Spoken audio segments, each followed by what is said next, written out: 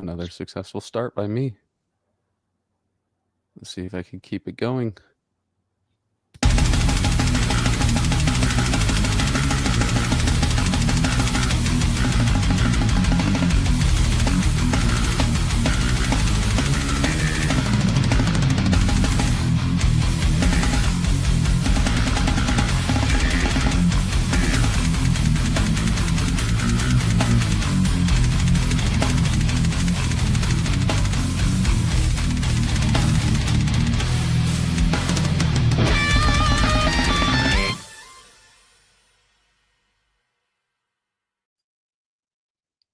What's going on, everybody? Cali Death Podcast back once again, episode 217. I'm your host, Anthony Trapani. As always, joined by some resident homies. Right now, I got Casey Howard with me. What up? Howdy. Banana. Joel Horner will be here very soon.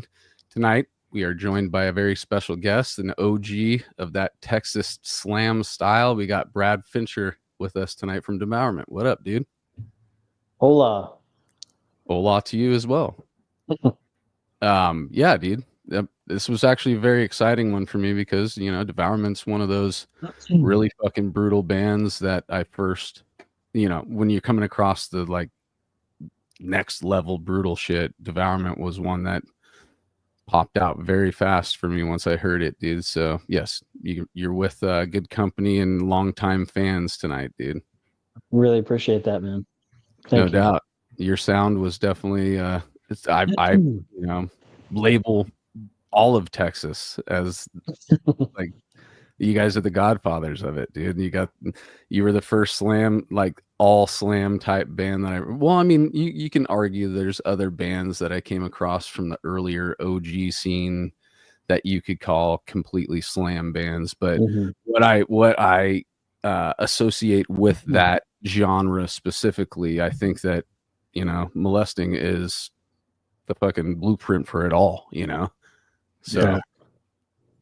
hell yeah, dude. Yeah, it was a crazy, weird pre-internet underground brutal death metal time. And yeah, we had no idea that we'd have any kind of effect long term. You know, we were just trying to do something we thought was original. And well, that's normal for the greats, right? They don't realize what they're making until afterwards, and everybody finally, you know, gets a hold of it and shows their appreciation. And then you look back in hindsight and you're like, oh shit, we were doing some innovative stuff, you know, at the time. Right. Yeah. It was we knew we were doing something slightly different than anybody else, and that was kind of the mission statement of the idea I came up with creating the band Devourment, because I was in a band previously called Necrocide. It was basically. So let me actually cut you off real quick, bro. Because we're gonna get all into that. Like the format of the show is kind of your timeline as an artist and shit. So we're gonna build up to that. Let's just You're professionals. I got it. No, I mean really, that's the only thing that keeps this thing tethered. If you want to see what the show is without using the timeline as a tether, go back to the previous episode 216 with Adam and Al from Goratory. No timeline means no time limit. Oh, really? How long was that one? We broke over 6 hours, dude. Okay. No, I'm not saying that we're going to keep you in the seat. I'm not saying that we're going to keep you in the seat for that long, because that was a rarity. I think before that, Colin Marston was the record at just over 4 hours or something. So you guys are maybe almost 5. Well, dude, it's crazy because I mean, Al and Adam, we all have history, you know, and it goes back to that Maryland Death Fest that I was talking to you pre-pod about, that you actually said you didn't drum at, and I'm sorry that I was like, oh dude, I saw you back then, and you're like, I wasn't in the band then. But yeah, I met Adam and Al when they played MDF, and they're just old homies, dude, and we were talking like this is just a hang. And dude, it just turned into such a fucking bro down, dude. And I loved it, dude. Like after we were all high, like, you know, that feeling that you get off stage and it was like a sick set and you're just like flying from it. That's exactly what was happening to all of us, dude. Even though it was like 3:00 in the morning for them or whatever. They were still just jacked on it. And the next day we were jacked on it. Yeah, dude, it was a great one. So if you guys are listening to this and you haven't checked that episode out, that shit gets all over the place and it was fun as fuck, dude. So go back and maybe chunk it into like 3 or 4 sections, because I don't expect anybody to sit through something 6 hours long without getting Marathon. up. Right. But yeah, dude, let's rattle off some plugs real quick here. Let me pull up the banners because I know what I'm doing now. Let's see. Where is the banner I'm looking for, though? Oh, there it is at the top, of course. BattleforgeCoffee.com. That's the homies in Deeds of Flesh. We plug them every week. Oh, check me out. I got a little soundtrack for this. Yeah, dude, BattleforgeCoffee.com. Good stuff, guys. And I would not plug coffee that I didn't enjoy. I might have given them, the homie few plugs in the beginning and been like, all right, dude. But no, it's actually good shit, and that's why we keep pushing it. Get your coffee and your swag over at battleforgecoffee.com. And then the second on the list here, generatorrehearsalstudios.com, Ocean, California. That's the jam spot, guys. If you're adjacent to Oceanside, California, and you're looking for a place to fucking bang it out, dude, or hashtag beat it out, where's that? Boom. Look at how fast I did that, dude. Yeah, dude. GeneratorRehearsalstudios.com, Oceanside, California. What else, Casey? Why aren't we plugging Visions Music Academy? Oh yeah, no, that's funny.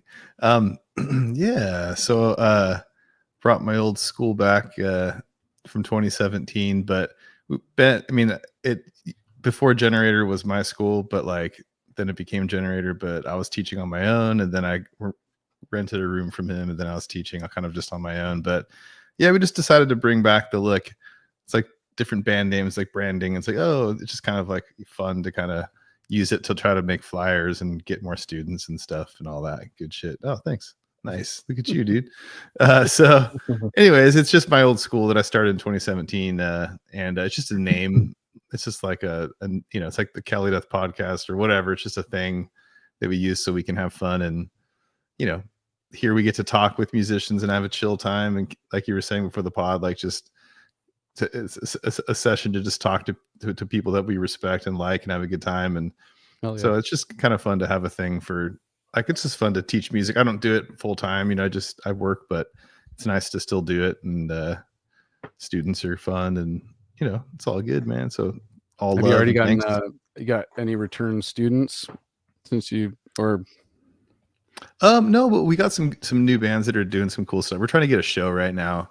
So we have a couple bands that are kind of like new, basically, like in terms of the lineups, and one's younger, one's a little older, but they're both like kind of got some new stuff. And I get to play a bunch of pop punk in one of the bands because I play bass in it. It's pretty funny, like playing like face to face and like old Green Day hits, or like not the hits, like the B-sides kind of stuff.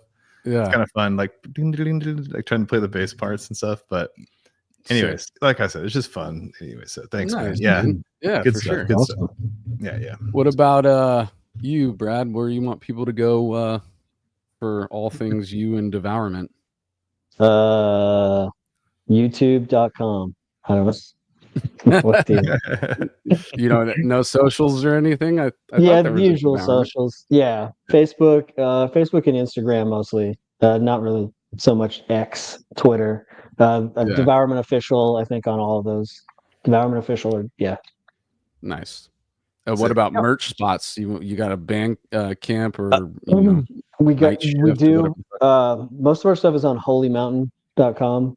Nice. Cool. So we have regular kind of every few months drops on there. I think we just had to drop like a serial killer drop with like Gacy and Ramirez and all this other stuff, since it's kind of our jam. So kind of. Yeah, a little bit. Right on, dude. Well, cool. You ever seen the movie Holy Mountain? I haven't. Oh, dude. Oh yeah, that's a wild one. A recommendation? Yeah, if you're into 70s style. Well, it's not even. It was filmed in the 70s, released in the 70s, but it's a mind fuck, dude. It's totally a mind fuck. I'll probably dig it then. Yeah, it's. I mean, if I tried to begin to explain what it was to you, everybody would probably tune out because we'd already be in the weeds of Anthony talking about film instead of his guest. All right, well, let's start it off, dude. So, Brad, Yep. Texas born. Again, kind of a roundabout. I'm a military brat. My dad was in the Air Force. I kind of lived everywhere. After high school, I kind of landed in Dallas for college, post high school, and then. So let's talk a little bit about your childhood, though. So how traveling around and shit. Where were you born then? Were you one of those kids that was born in another country? I was born in Norman, Oklahoma. Okay. Didn't stay there very long, but yeah, that's where I was born. Mm-hmm. And then moved about. I think most of my childhood was after that we lived in Orange County, California. Oh, okay. For quite a while. Once my dad had got back in the military, he's 2 or 3, 4 years tops in most places. Then we lived in San Antonio, Texas for a really long time, elementary school. Then I moved to Washington, D.C. Then I moved to San Pedro, California for first 2 years of high school. And then finished high school in this BFE town in Georgia called Warner Robins, which sucked, dude. but yeah, it's kind of it's rough trying to. I mean, to have that zigzagging around the states while you're a child, dude, not feeling rooted. That's pretty weird, right? It's a challenge. It's a different kind of lifestyle, for sure. Yeah, it definitely builds a different kind of human, for sure. Yeah. That's probably why I'm such a loner type or whatever. Well, and I was just saying, there's some probably positive attributes that somebody smarter than me can, figure out about a person who had that type of upbringing. So the first question we usually ask people just to get it really started is like your relationship with creativity. And the earliest memory you could conjure up about, your music or art or film that hit that switch for you, like something hit you deeper than just that surface level listening to the radio type shit, just any type of tune or something that your parents were listening to around the house. Like I remember as a kid, my dad, this was like early 80s, I guess. Yeah. My dad had this old Chrysler with an 8-track player in the car. That's how old I am. So he had and he would play. I think the only like 8-track tape he had was like Peter Frampton or something, a live Peter Frampton. And he said, like, before I even knew what was going on, he said I was super into it and trying to play air guitar, nice, and do all this stuff. So I was like apparently a rock fiend from like the get go. And then just I've always been attuned to music of all kinds and creativity, like you were saying, film, TV, pop culture. I've always like soaked it in, and it's always been an interest for me ever since I could remember what it was. Right. So yeah, that I was always driven by creative stuff before I eventually, started going, maybe I should try making some of this stuff. And then took up guitar. So who was the first guitar player that really made you be like, I gotta play, like seeing somebody on MTV or something? Joe Satriani. Surfing with the Alien. When I got the cassette of Surfing with the Alien. I don't even remember how I got it, but I was like, nice. I don't remember. Must have been 10 or something. And I was just like, dude, because I was into comics too. It's got Silver Surfer on it. I'm like, wait, it's guitar and comic books, like two of my favorite things. I'm like, what? Totally. What the hell is this? And I put it on, and it's like all guitar. And then that was from that moment on, I was obsessed with guitar. And then I found, Steve Vai and everybody else. And then I wanted to be like an 80s shred guy. Yeah, and then I started. Just became obsessed with guitar. And I bought a cheap ass guitar and started taking guitar lessons. How old were you when you bought the cheap guitar? This was like first year of high school, like 9th grade, 8th, well, actually junior high, maybe like 8th grade, something like that. So yeah, so 13, 14, started trying to play guitar badly, and then took lessons, which were kind of a waste of time.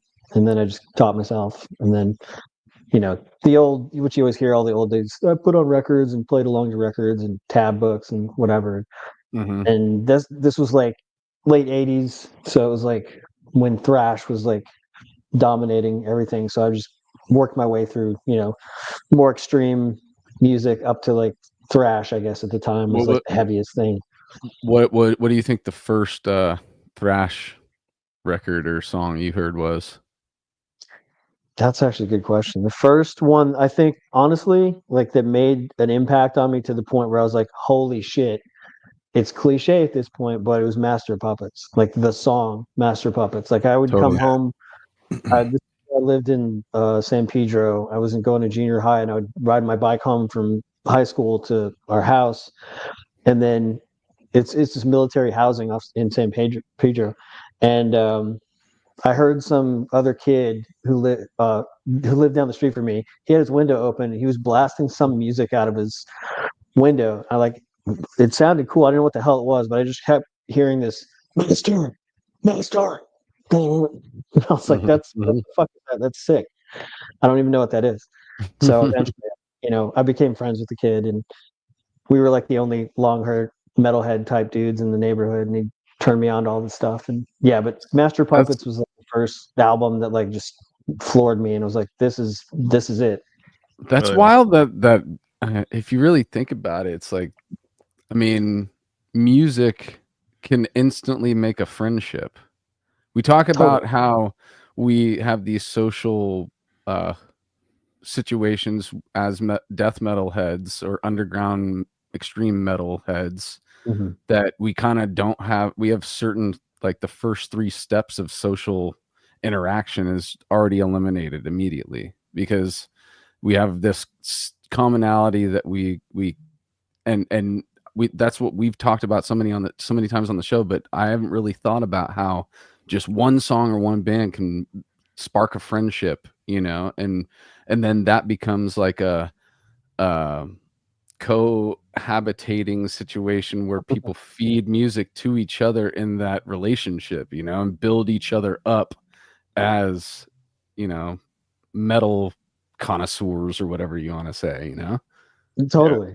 But it makes more sense because of how extremely, even within like, there are people who are huge music fans, right?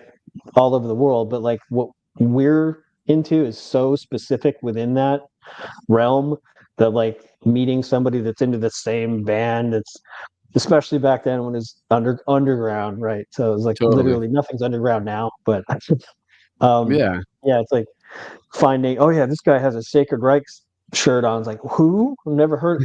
No one's ever heard of at my school's heard of Sacred Reich except that one kid. I want that kid has to tell me about it and show me his cassette. And it's like, yeah, and then you just like, I get this, you get this, no one else gets this. So it's like, yeah, there's an instant connection, even if the dude's a piece of shit. Because how many times in our lives have we been like, dude, check this, to somebody who isn't familiar with the style of music we play and listen to. Right. You want to show it to somebody and see them have their first like mind-blowing experience, but most of the time it's like, what the fuck is this? And you're like, fuck, there's another person that I can't get into this. So then you're like, oh, you find somebody, and then you understand the time and passion that you've put into finding these bands and really nerding out on it, and then you find somebody who, so if that's the only way to get there, then you already know that if dude's wearing a Sacred Reich shirt and it's something that you haven't it's like the trust thing, like, oh, I trust this dude because he likes a lot of the bands that I already like. So I need to take his word for it, aka the logo on his shirt, to be like, you should check this out as well. We're walking billboards for these bands that we want somebody else to either find or like talk about how we appreciate them, Exactly. I mean, you're right. That is like a form of communication that we use, right? So. Mhm. Yeah. Shout out to my buddy, my neighbor, this guy Dylan.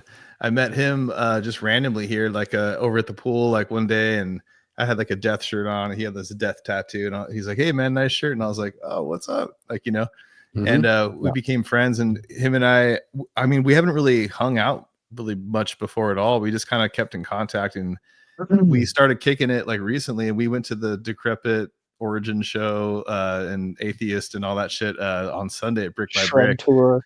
Dude, yeah, exactly, yeah. And it was super fun hanging with everybody and all the dudes. And I hadn't seen Mike forever, the bass player of Origin. Like that was really fun actually talking to him a bunch. But of course Paul and everyone and of course the Decrepit guys and stuff. But it was just super fun. And but yeah, dude, like then Alex showed up from Ominous Ruin and Odious, and he was just those guys were going on and on about fucking all kinds of shit. And it was just like, this dude is an instant friend, dude. Like it was like, I figured as much, but like now we've been kicking it, and it's just like, dude, you're just a homie now. It's like it's crazy. It's still a giggle type situation. It's still like it worked again. Got another friend. I know, totally, yeah. It's like it's got him. Yeah, totally, yeah. But it is cool how you can accumulate, that many like-minded people in what we our whatever you want to call it, our community, and I don't know if it's like that in jazz. I don't know if it's like that in other forms of music or art. Like I would think that maybe there's more pretentiousness in jazz to where that might not happen, I don't know. All genres got their thing and everything, but the thing I like about the metal scene is it's just purely about the music. Like it's about like being bros and hanging out, having a good time, and then the music. Like that's it. It's like the fashion and all that. I mean, there's nothing wrong with fashion, and there's nothing wrong with that kind of stuff. But that's not why you're there. Right. Exactly. Yeah. It's like, dude, black shirt. Like I don't care what you're wearing. We got the uniform. I like that. We got the uniform. Yeah. It's what I mean. And it's and yep. To your point, like earlier about like when I was saying it's such a specific segment of like being interested in music or what kind of music, but also like you were saying that it's so extreme that the reaction to it is very extreme. It's not like I guess that's where it would differ from like jazz or bluegrass or something like that. It's like people that have never heard it before, the first time they hear it, either gonna yell at you and curse you out and jump out of the car, or they're gonna go, "That's the sickest thing I've ever heard." It's never like, "Oh, that's pretty good Morbid Angel song." It's like, what the fuck is he talking about? I know, right? Even if it's an acquired taste. Sometimes, like we've talked, it's like sometimes it takes a couple, like, wow, what is this? Like, what the fuck? It was like exactly. It was a coming of age moment for me the first time hearing Morbid Angel. I'll be honest, dude. Like that was another turning point for me, was Morbid Angel. I think Morbid Angel pushed me over the edge of like extreme music, Dude, Morbid's so sick, like Blessed and shit like absolutely. That. So the songs still fucking slam, dude. They're all so it's not the heaviest shit in the world, but it's evil, and it's like this is where I like preach to people about extreme music and songwriting. Like Azagthoth and those guys knew how to write songs, whether they were extreme or not. Right? It's about the structure and taking you on that satanic weird ass journey that Dave Vincent and them used to take you on. Like, the first time I heard Blessed Are the Sick. No, it was Blessed Are the Sick was the first one I ever heard. I bought the cassette because of just the cover was so sick. I was like, I didn't know who the hell they were. And I was like, what is this weird ass orchestral fucking sludgy slimy weirdness? It's like it took me a listen or two and I was like, oh, this is the sickest thing ever. Hell yeah. Yeah. And even well, of course, Covenant and stuff, but like Domination too. Like just like, I mean, I love the old stuff. I mean, probably my favorite is like the Covenant stuff or Blessed, but I love Rutan and his solos, and I love his playing. What's Entangled in Chaos? That like live record is so fucking badass. But then, they always killed it. Just like, oh man, there was so. And I was always legends, like, oh dude, they're doing them in alphabetical order. That's so cool. Oh yeah, that's I know. It's like so unnecessary, but it's great. It's like even their live album is in alphabetical order, dude. I'm like, yes, dude. They got a big plan, man. They know what they're doing. Yeah, no, right, yeah, exactly. Well, just to jump in on that, I think what's so rad about bands is when they sound different and they have their own identity, and then they're all like bros and we all play together, but we all like have our own different sound, you know? Yeah.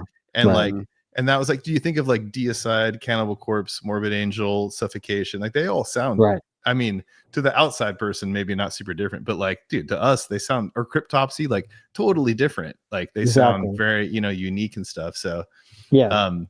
But yeah, man, I guess like before, because I have so many things I want to talk about with Devourment and stuff, but like getting into playing music and stuff, like what instruments did you start with? Because a lot of us play guitar, play drums and all this. I know you're mainly obviously a drummer, but like what was your first instrument that you started like kind of like really playing?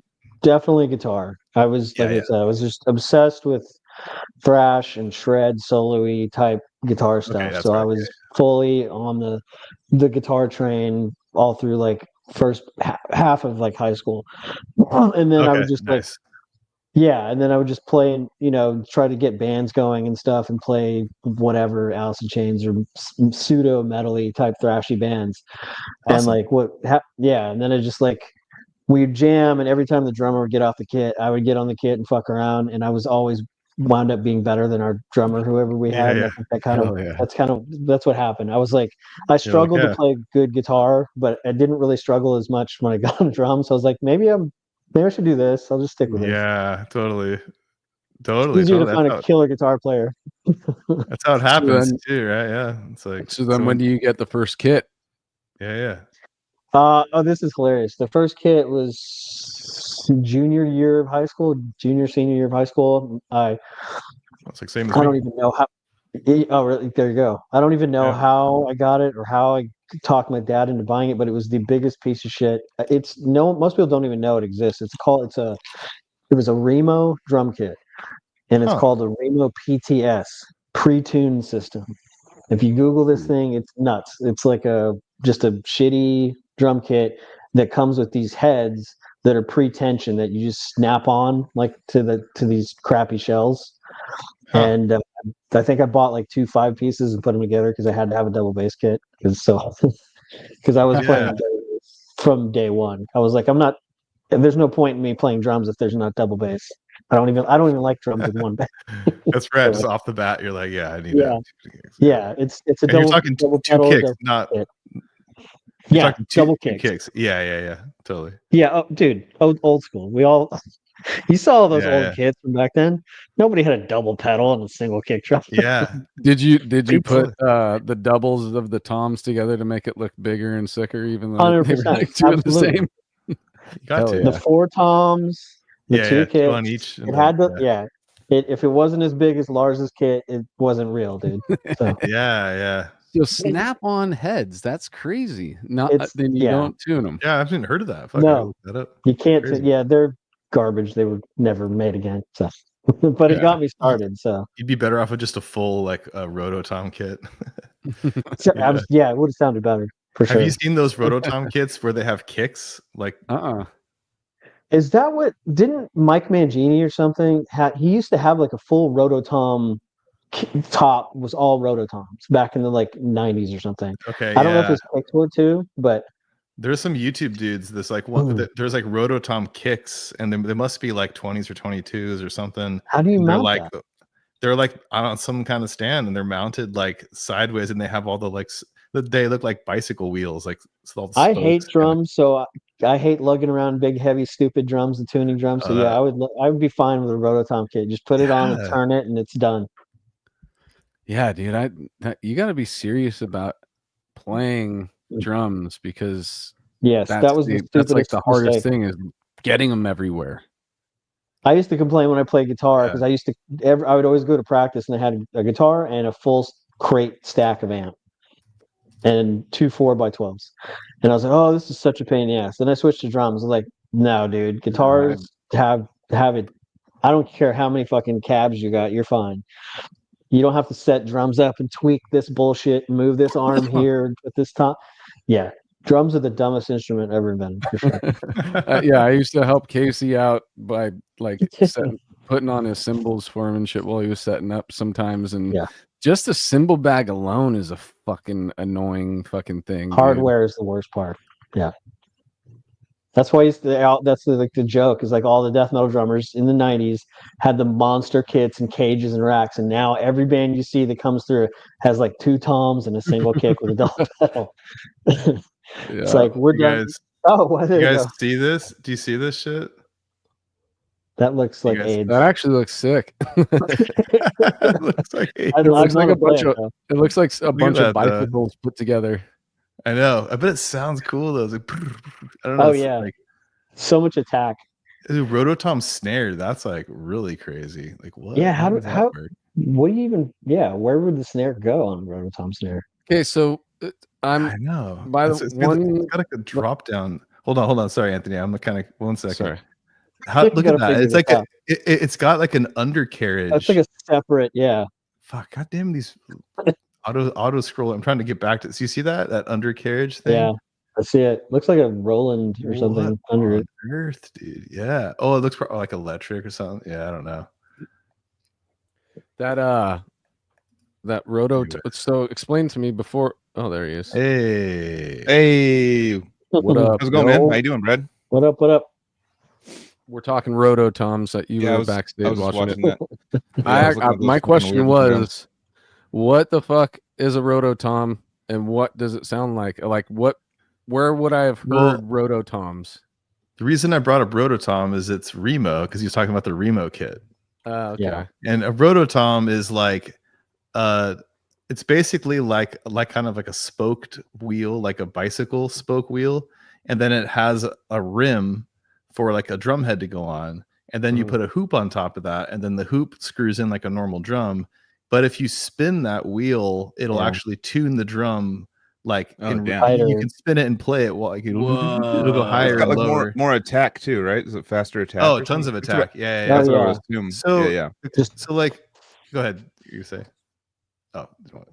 No. I was gonna... It's like, it's just a plastic head on a frame. So there's like nothing. Yeah. There's no shell to get in the way. There's no second head to resonate.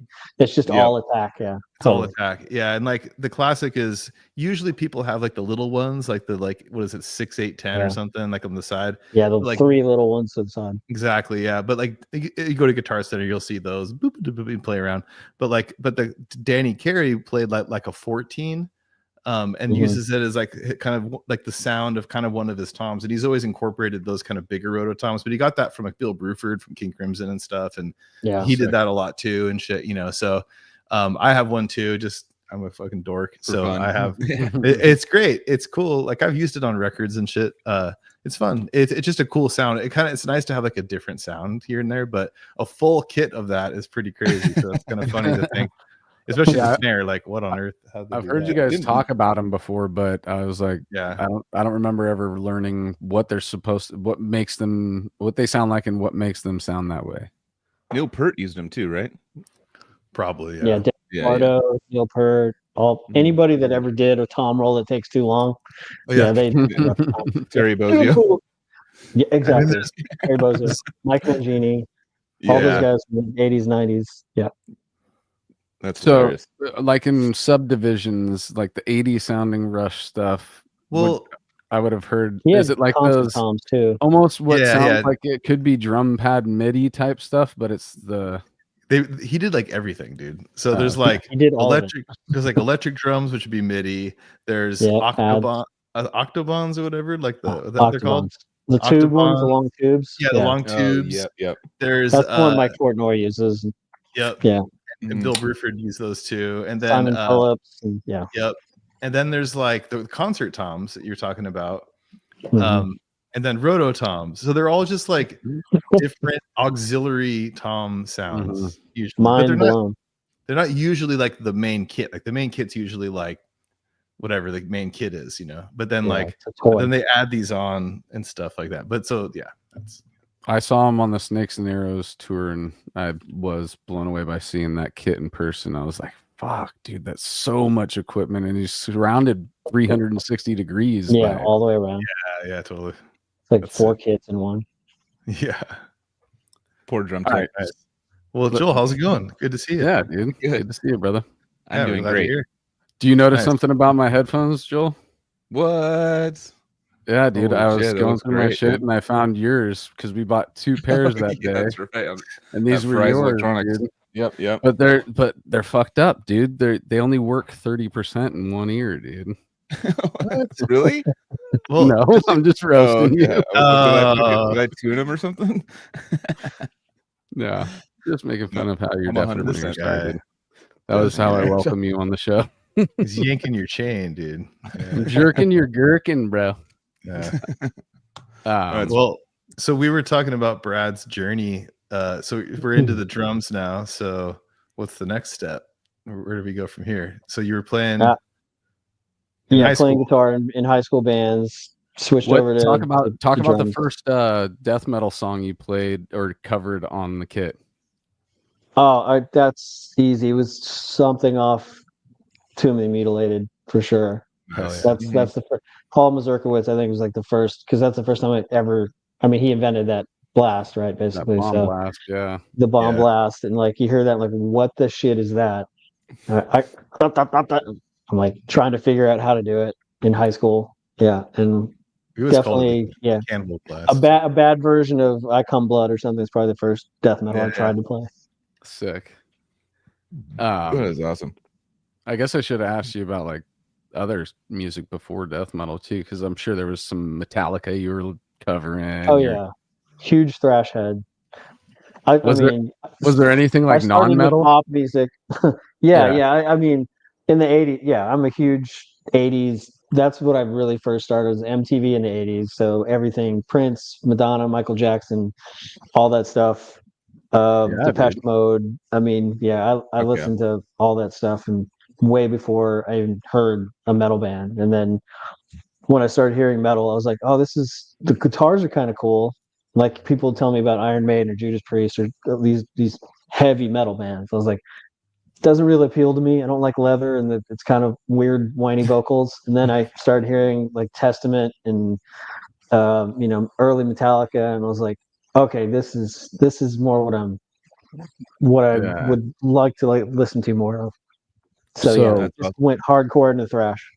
You know what's cool? You bring up was watching MTV and stuff. I don't know why I'm bringing this up now, but there's something I randomly I purchased a vehicle, but it came with Sirius XM radio for 3 months or something, and it works out in the woods, so I can like listen to it like when doing on my drives and stuff.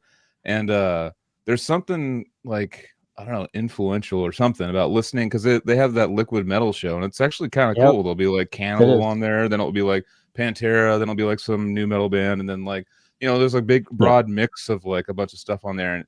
And me with my ADHD, I always have to like, I want to hear this song, I want to hear this song, I want to hear this, and I'm like forced just to like get through it. And I actually like, there was like a Cradle of Filth song, I never really listened to them, but I'm like, that's kind of cool. I never, it's like, it's the influence of just having to sit through like a shuffle or a mix of someone else, and like something. It was actually kind of rekindled, because I was kind of in my box, like I like this, and just listening to it, like whatever that band, my brain like making judgments of the band before I hear it and all of the things, and then hearing the song, it's like, actually it's kind of cool, like. And so like, it's something about the influence of like back in the day watching MTV or listening to the radio that just, I don't know why that sparked my need to talk about that. My thing was like catching the music video, recording it on VHS, or catching the song on cassette. That was my shit. I loved it when, and dude, I probably said it on the show before, but my favorite one was, I've never even seen the video before, but it was Mudvayne's Dig, and Berber Gang. So every music video, like, I shouldn't say every, but a lot of music videos have their intros before the song, and just something about the vibe within the first couple of seconds, I was like, this is it, dude. And I hit record, and then I fucking got it. So I literally got like the whole thing, intro and all, and I was just like, fuck yeah, dude. Just hitting like, rewind and like starting too early and like, fuck, all right, gotta go back farther. Farther. It's like, those were the days, man. Yeah, it was. Buying like I think you would find some aspects of LD50 interesting, Casey, but we don't have to talk about that anymore. I'm too old. I'm their elder, Brad. But you're probably my elder. Yeah, I'm 42. The drummer has some. These guys are young guys. You might like. All right. Riffs, Yeah. probably not. He's No. he's LD50 is awesome. Yeah. oh, okay, never mind. I'll stop. Anything after that? Oh yeah, He was, in case he was friends seeking, for like, 20 plus you're years. I'm not going right? to trust you, Brad. like, I'll oh, trust okay. Brad. I mean, I admit I'm a bit of an anomaly for a guy my age too, because like I had phases where I'd listen to stuff, and because I don't know, it's not like necessarily a judgment on anybody else, but I just like I've never given a shit about like being cool or listening to what's what I'm expected to listen to or something. I Right. guess that had something to do with starting in the 80s and listening to the super gay pop music. I mean, literally gay, not like George Michael and stuff like, and like being way into it and like loving it because I thought there was great songs.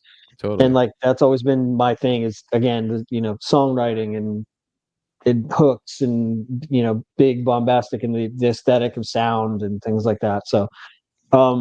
So yeah, I just never cared about like I definitely like death metal, but I also like Depeche Mode. I also like love Depeche Mode. Jeff Buckley and everything else. Because I know guys who I came up with at the time when we were starting, actually starting to play stuff. That's literally all they'd listen to, and I could never like relate to that. I understood it, but I could just never do it. Like I couldn't pigeonhole myself. I knew I wanted to play this one style of music for whatever reason. I didn't want to play a Michael Jackson song. I listen to it, but I'll play Michael Jackson song. Oh, absolutely. I No, think dude. I have literally that in common. Well, it's funny. Go ahead. I was gonna say I literally like learned the intro fill to like Off the Wall. I can't even remember what it was. One of like the early Billie Jean or something. I was like teaching myself a beat it riff or something on the drums. Why I know I'm a death metal drummer. What the hell am I doing, dude? Oh, dude, no. Dude, it was funny. Right when I walked off to grab a beverage, I come back and I got my ear. I can hear what you're saying, and you're like Michael Jackson, Prince, and all this. I'm like, oh, dude, what the fuck? I just left. But people don't talk about that a lot in the podcast. And when I did mine with Sick Drummer, I was like, yeah, man.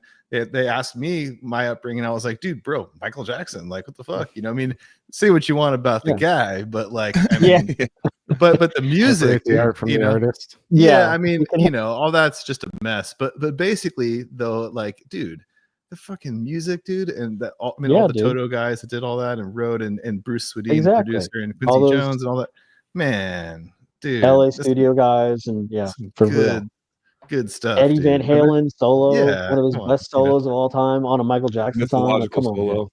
I bet Brad would have Brad would have hella fun at one of your Daly City karaoke parties, Casey. Yeah, it would have been good. Yeah, but yeah, man, no, dude, I super dig it, and I completely agree with you. Like I'm like 100% like, dude, no shit, like I love like Whitney Houston, like I love fucking I like early Janet records. I like fucking all kinds of that stuff. And all that stuff. Shit's sick, dude. So I just don't like new metal, but that doesn't mean that I'm not open-minded to the stuff. But I like Korn. I do like Korn, and they're not new metal. And I like some Slipknot, and I like bands like Tool and stuff. But I just never got into like the new Korn is as far as I went. I had I bought Life is Peachy at a Target. If I pick one song off of LD50, will you give it an honest review? You don't have to listen to the whole album. Me? But I get to pick one song. Yeah. And you have to listen to it all the way through. Yeah, dude, I'll do it. I'm not like close. Yeah. I mean, for me though, I don't want to go off on Mudvayne, but I don't really like listen to Mudvayne. I don't really, as far as the new metal stuff, they're probably one I always skipped, and I was Where's like, Murray? Oh man, I try to listen to it. You're supposed to have my back in these. I know I am. That's like one band that I was like, yeah, they're good, but I don't know. Even I want like LD50, cheesier.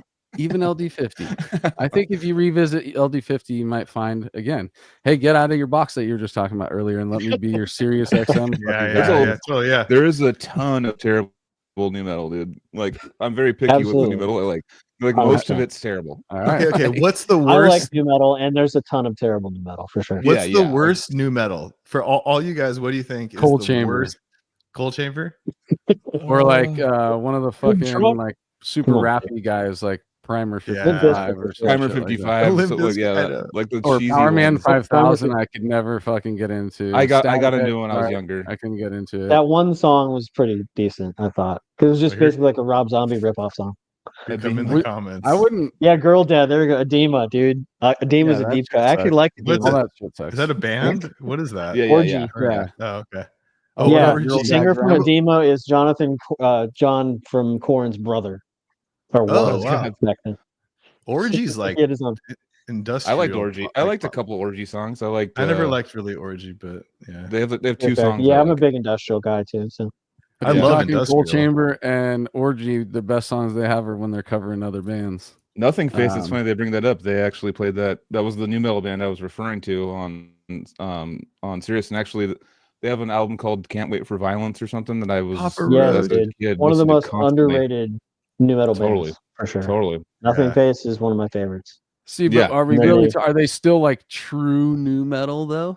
Yeah, I would say they are. Are they still? I mean, the singer died, so probably not. Yeah, right. But, you know what I'm saying? Like, is it a new metal band that's evolved into playing other styles of music? Because that's what LD50 is. What was the first official new metal band? Because I know that a lot don't get labeled that. Snot and Korn. Snot. Yeah, Snot's like the original. Snot's actually. I don't even know what Snot is. I don't even know their songs either, but everyone always talks about it. Yeah, I mean, you know where I'm really gonna say this though? It's like the first new metal. Yeah, so people say Slipknot in 1993. No, Slipknot is like 99. Korn was like 94, dude. I thought Korn kind of was, but they're not. You know.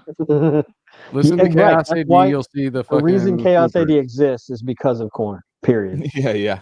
And Roots. Interesting. And Roots. Nails is not new metal. Get out of here. When did the self-titled Korn come out? That was like 93 or 93, 94, something like that. And what was and Chaos AD was 93, wasn't it? Love this. It was like 95. I mean, I think Sepultura have even in interviews said as much, like that because I was a huge Sepultura fan. Arise was fucking like they were basically proto-death thrash, right? They were like the most death metal thrash band I ever heard. Totally. And then they come out with this record, and it literally sounds like a song off a Korn record. And I'm like, what the fuck? Even I was pissed, and I like new metal, and I was like, I came out the same year though. So if Korn, so 93, and so Sepultura was already an established band. So you think about what they were doing between the album before Chaos AD and now was developing that sounds. So I don't even know if they knew who Korn was because Korn didn't even put out their first album until 93. What year? I don't remember what year Cowboys from Hell and Machine Head Burn My Eyes came out, because I think that's also Burn My Eyes is actually another 91 or 2, because that's kind of when things started turning. It's like Biohazard came out and Sepultura, and so we kind of got 94 was Burn My Eyes. Okay. And then Cowboys from Hell was before all that. I thought that's 90.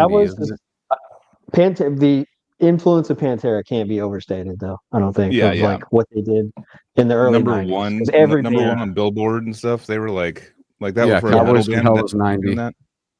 So this person, I respect their opinion, but they're saying that 9 Inch Nails was new metal, and I'm like, I mean, that's if you think so, but 9 Inch Nails is industrial, dude. Yeah, I never thought of I'm 9 Inch Nails as new metal. 9 Inch Nails fan, and I think I know what they're trying to say. I think they're not new metal, but there's no doubt there's huge overlap between the early metal guys, right? 9 Inch Nails, Ministry, Skinny Puppy, Rammstein, all that kind of stuff. So I wouldn't call it that, but there's a lot of industrial. I respect the opinion. I just don't agree personally. There's an industrial influence on new metal, so maybe they're taking from the 9 Inch. Well, a lot of bands. I mean, Slipknot to me is not like straight up new metal. There's like blast beats and all kinds. And there's System of a Down. I wouldn't say it was like straight up new metal. But those bands are way more new metal than 9 Inch Nails, Deftones people were they still say new metal, and they never wanted to tour with Korn because they didn't want to be put in that. But they were like, we don't want to fucking be new metal. Like they just came out. It's just a time when people came out like System of a Down, stuff like that didn't sound like new metal. It was all fucking wacky and weird. It wasn't like, it was just a timing thing. A lot of those bands got kind of like put in that. What really constitutes new metal? Open chord open chord breakdown. Down-tuned guitars and groovy verses. Very heavy emphasis on groove. No blasts, no skanks, none of that stuff. It's all groove. Yeah. At its fastest, right? And it's definitely down-tuned guitars, which is the Korn thing. So right, yeah. I think all those bands have that in common. Even so, which I fucking hate, and they're weird as shit. And yeah, they got lumped into new metal. And Limp Bizkit, same thing. System of a Down. Oh yeah, totally. Yeah, I mean, there's a genre thing is like an endless argument. I like, know. Oh no, they're this genre. So who cares? You know, it doesn't really matter. But the point is that the point is, man, it's cool to like what you like. You know, man, who cares? Exactly. Like, I just, for me, I'm just kidding. You're wrong, dude. You're wrong. Yeah, exactly. No, I'm right and you're wrong. The only thing about, again, on the new metal thing is, like, to me, as an old man who went through a lot of these phases of extreme music or metal or whatever you want to call it, that to me was like the last time that like metal became like fully top 40 mainstream million record selling arena type bands. I mean, we still have a couple of things like that now, but like as a genre, every band was like huge pop culture phenomenons back then, right? And when new metal exploded, and I don't think that's ever happened since, which is kind of a bummer to me. I mean, you got your big bands, but now they're like the 2010s emo bands that have turned into butt rock or Bring Me the Horizon stuff are like the biggest metal bands now, or Five Finger Death Punch, some weird shit. I don't know. Yeah, Five Finger Death Punch is straight up. That's new metal. That would be characterized as new metal if that came out. But I mean, I still kind of do. But that would I've never heard that it. new metal. I don't think I've ever heard that band. I just hear everybody make fun of them, and that's probably why I never checked them out, because everybody makes fun of them. It's the name, dude. It's just right off the bat. You're like, oh, here you go. Five Finger Death Punch, dude. Like, totally. What does they that look mean? as corny as they sound. Oh shit! Is that like punching dude in the throat like that? Just like Five Finger.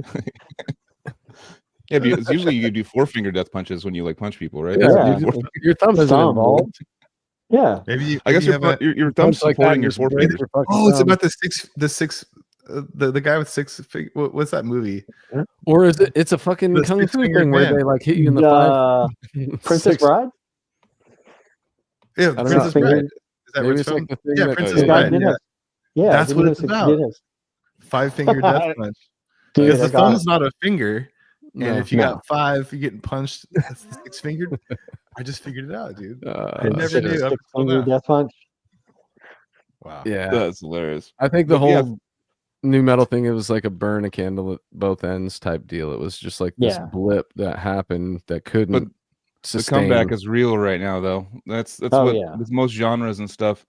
You do see that a lot. Like right now, Korn could sell out, a huge amphitheater. I think that's, but I don't think. I think that's part of that fucking loop back thing that we do, and everybody's nostalgic for the '90s. So everything that was popular then is getting popular again. And Korn, it's also not just about the bands, like how their music, but Korn is like real. I haven't seen them, but I know they're like really good live. They so are. like Korn, dude, they're really good. I know it's a thing. So it's like, I don't know, just saying. Like, what's funny about my guitar player in Devourment, Chris Andrews, me and him went to a Korn show. I think it may have been the first time he'd ever seen Korn, like in I don't know, 6 years ago or something like that. And they were one of the heaviest bands I've ever seen live. And he's like a pure death metal guy. Fuck all this other shit. And he was like, yeah, that was fucking impressive. He really was good. Blown away. Yeah, so it's like when you get the right guitars and the right guys and you put it on a fucking amphitheater with like the world's biggest fucking sound system. Yeah. Sorry, that's heavy shit. You know what I'm saying? Yeah. And they got good sound. They got like a real good sound, like like professional, like crazy. I mean, they're borderline death metal riffs inside these songs, right? That's like, I mean, Slipknot is credited Korn for being why Slipknot sounds like Slipknot. They just took it and added blast beats to it. Yep, I would say that too. Yeah, I mean, listening to that first album too, like listening to like even riffs like that song "Clown" on, I think it's called "Clown." on their first album. That's actually a trippy riff. It's all it's all like these like moving chords, power chords, but they're sliding it kind of weird, and it sounds all like demented kind of. And I'm like, damn, you guys come up with all that Mr. Bungle influence. Yeah, and that bass tone, just like so sick, dude. Yeah. Dude, Fieldy could just be playing whatever he wants, dude. He's still it's his whole percussive. He's just like a second drummer, basically. Yeah. He's just slapping random notes to the music, just like fuck it. He's the only guy. I don't hear any notes. I just hear the frets on his neck, dude. I don't. Exactly. I know, right? Yeah, you don't hear the. It's all slap. There's no notes. Yeah, that is so funny. But that kind of gives it the unique sound, you know. Yeah, exactly. Everyone's like, "Wow, he must be a great bass player." Jack Black would say the crunchy underbelly. Not about corn, but I just think that's always funny to say about a bass player. Is they're the crunchy underbelly, dude. Dude, the other day I was like, Mike Caputo, hey, what's up, man? What up, Mike? Yeah, what up, Mike? Shout out. Like the other day, I don't know what it was. It was like a few months ago, but I like saw some Slipknot song, something posted or something, and I've always been like, I don't like Slipknot. Like I never did back when I was younger and stuff. And I know Joey Jordison was great and all that. But I was like listening to this song. I was like, I'm just getting bored. I'm just gonna like put this whatever post what it was. I'm sitting there. I'm just like, yeah, dude, they suck, you know. And I was just like, fuck, this is kind of good. I was like, fuck, damn it, this is pretty good. Dude, that new drummer of theirs. It's just me. I was gonna say, like, even if you're not a fan of the music, just as a drummer, like, yeah, it was good. Even if you're not. Eloy is insane. Yeah, that's what I was gonna say. I think it's that dude, that Eloy, that's like made me kind of been like, wow, Jesus Christ, because it's not that like he's amazing and Joey was amazing, but it's just like the videos he's been posting are just like in my face, you know. And so I'm just like, oh geez, okay, wow, they do that, like, oh, okay, wow. Well, Eloy's been like training his whole life to be a Slipknot drummer, right? He's been like, totally. Watching his videos back in the day and stuff, he was like all about it, and he just hits so hard and like. If I'm not mistaken, he doesn't he have a picture of like meeting them when he's like super young, and he probably that's Jay Weinberg, the previous drummer. Oh, okay. Yeah. I Max remember that story, and I'm like, that's fucking crazy. Like, imagine being a baseball player and like meeting the team when you're 9 and then being a fucking on the team in your 20s. Pretty crazy. Yeah. Eloy just spent his 20s in the minor leagues playing for Sepultura for 20 years though. That's right. The Sepultura cover band. Yeah. I know. I never saw. I like ever since obviously Max left. I was just like, why are they calling it Sepultura? Like in hearing the singer, I just never got down with the singer at all. It was like. He had great stage presence from what I saw, but like listening to the songs, I'm like, he doesn't even sound that good of a metal singer. No, I was definitely I was elitist. I still have not listened to that stuff. I was like, no, Max only. Yeah. Oh, yeah. I listened to it and it was like, oh, this is terrible. Okay, so I'm good. Hey man. We're all opinions fly here, so it doesn't matter. Dude, that's what it's all about. Yeah, being honest. Yeah, who gives a fuck, dude? Say what you think. Obviously, we don't care if people don't like what we're saying. We just had a half an hour conversation about new metal. Probably not half an hour, but at least 15 minutes. Yeah, I know it is kind of like it is a little bit of a virus. It is a little bit of like because it's funny because it's like we know like Flo from Cryptopsy and stuff. We were touring with him in a time when like he just got bit by new metal, and then they put out like a bunch of like kind of new metal-ish that Cryptopsy album. Speaking of, you're wearing the shirt. Then, but not of that album. That's like and then you'll beg or something. Right. But but no, they put out, and everyone was like flipping out, going like, "What the heck is this? This isn't Cryptopsy." Blah blah. But on tour with Flo, he was like, I've been like listening to a lot of new metal lately, and blah blah. So it's like it kind of you got a little venom from it. It bit him a little bit. But dude, speaking of Cryptopsy and then you'll beg real quick. I gotta give a shout out, and I'm gonna give a plug on this video that he posted recently. But Mike DeSalvo, dude, you're a fucking madman, dude. So good. He had recently somebody posted live footage from September 14th, 1998 at It's at Love at Infinity. So it says Cryptopsy, Love at Infinity, Springfield, September 14th, 1998. And it's just 11 minutes of them playing, dude. And fucking Mike DeSalvo has got to be like top shelf fucking frontman live, dude. He sounds so fucking good, and he does not stop getting down. It's just fucking, he is a madman in this video, dude, and I'm fascinated by it, and I can't stop watching it. So please, everybody, enjoy that. Mike DeSalvo. How do you search for it? YouTube, or if you're friends with him on Facebook, he posted it recently. But yeah, Mike DeSalvo 1998 or something. Here, should I just send it to you guys? Maybe. I don't know if we watch it right now. I'll share it to. I think he should have stayed with the band. Well, that's. Yeah, I know that was. But I kind of love that, like, Cryptopsy has had all these different vocalists, and they all have their own styles, you know, and even the guy, I forget his name, who was on the tour with Dimmu Borgir when I saw them. I forget what year that was, but they just had a live vocalist on that tour, or maybe a couple of tours around that time, and even that dude had his own unique sound. And I think that Cryptopsy really has a way of finding unique voices and you know, melting them into the Cryptopsy pot. You know? Yeah. And I think Matt's stuff, Matt's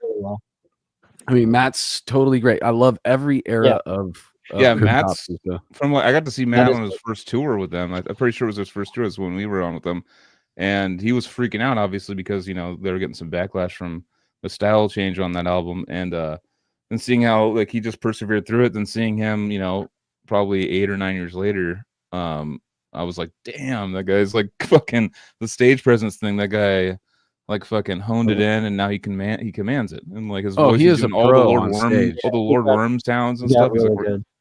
Yeah, and I was like, holy fuck, dude. All right, but it's, you know, again, that's like, and his fucking long ass hair, and he knows how to whip that shit around too, dude.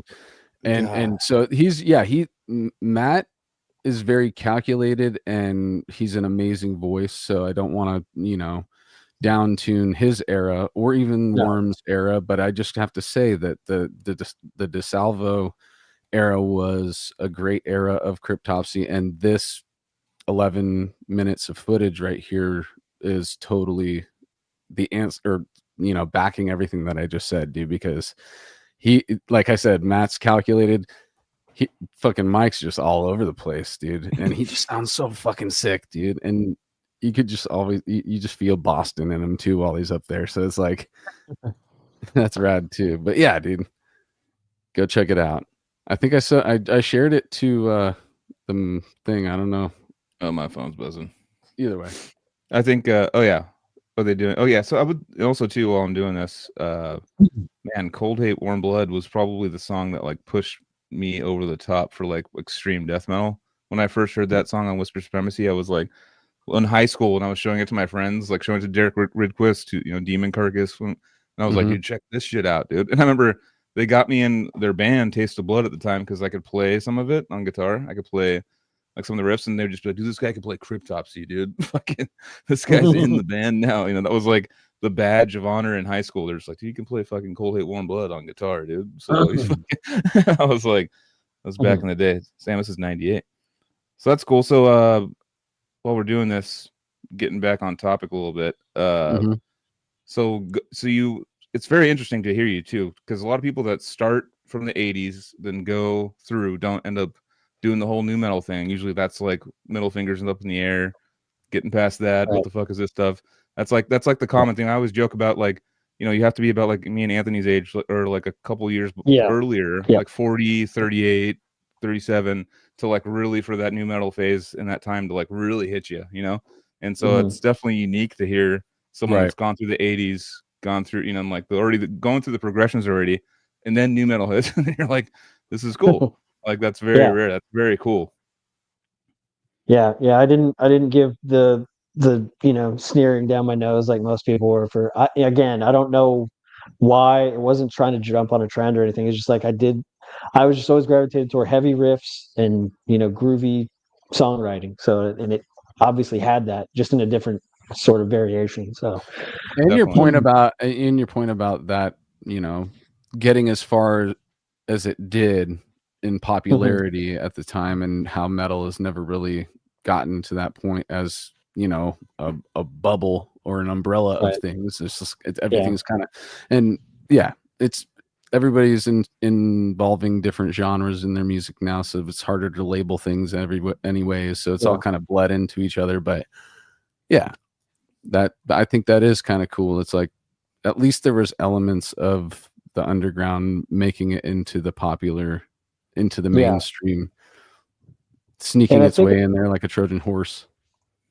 Yeah, exactly. You're right. That's the way I thought of it. It was like kind of like an insurgency kind of thing. Because like another reason I liked a lot of that stuff was you could absolutely hear elements of death metal influence in a lot of those bands, especially from the guitar side of it. And I thought and then when Slipknot came around, I was like, this is a fucking death metal band that just snuck into the top 40, basically. You know, if you just put some more growling on it, it's fucking death metal. So, and they played, you know, Conan O'Brien and shit like that. I was like, no death metal band is ever going to fucking get anywhere near that shit.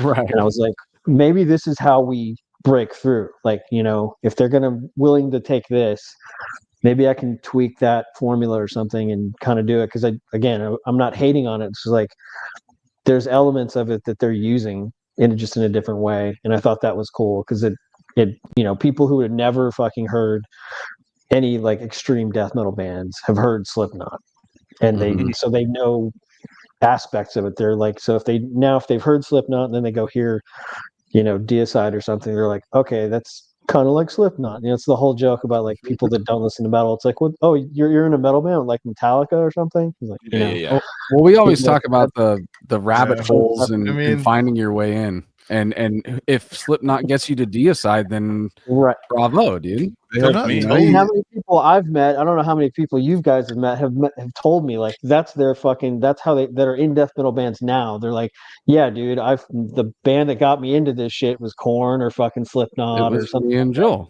That was our. We were, you know, adolescent, you know, young Korn, teenagers. But I mean, downloaded some shit. We heard blast beats and Slipknot. We didn't realize shit. You broke your computer. Yeah, but I mean, it's all about just the like non-pretentious attitude. I mean, like, dude, any Tool got me into metal, dude. So I was just, it doesn't matter what band, like, or you know, like I'm joking about not liking Slipknot because what my point earlier was like, maybe I'm totally wrong in my own brain, but it's just a preference is all, you know, music and stuff. But and it's a long-standing joke. But it's like, dude, and also it's like Rush, dude. Bands like Rush and like whatever totally got me into death. Like once I had heard like Hemispheres and all these like albums of Rush and all that kind of like, or King Crimson and bands like going for it all crazy. Like when I heard like Deeds of Flesh or something, I was like, oh yeah. Like I get it. It made, you know, so it's like,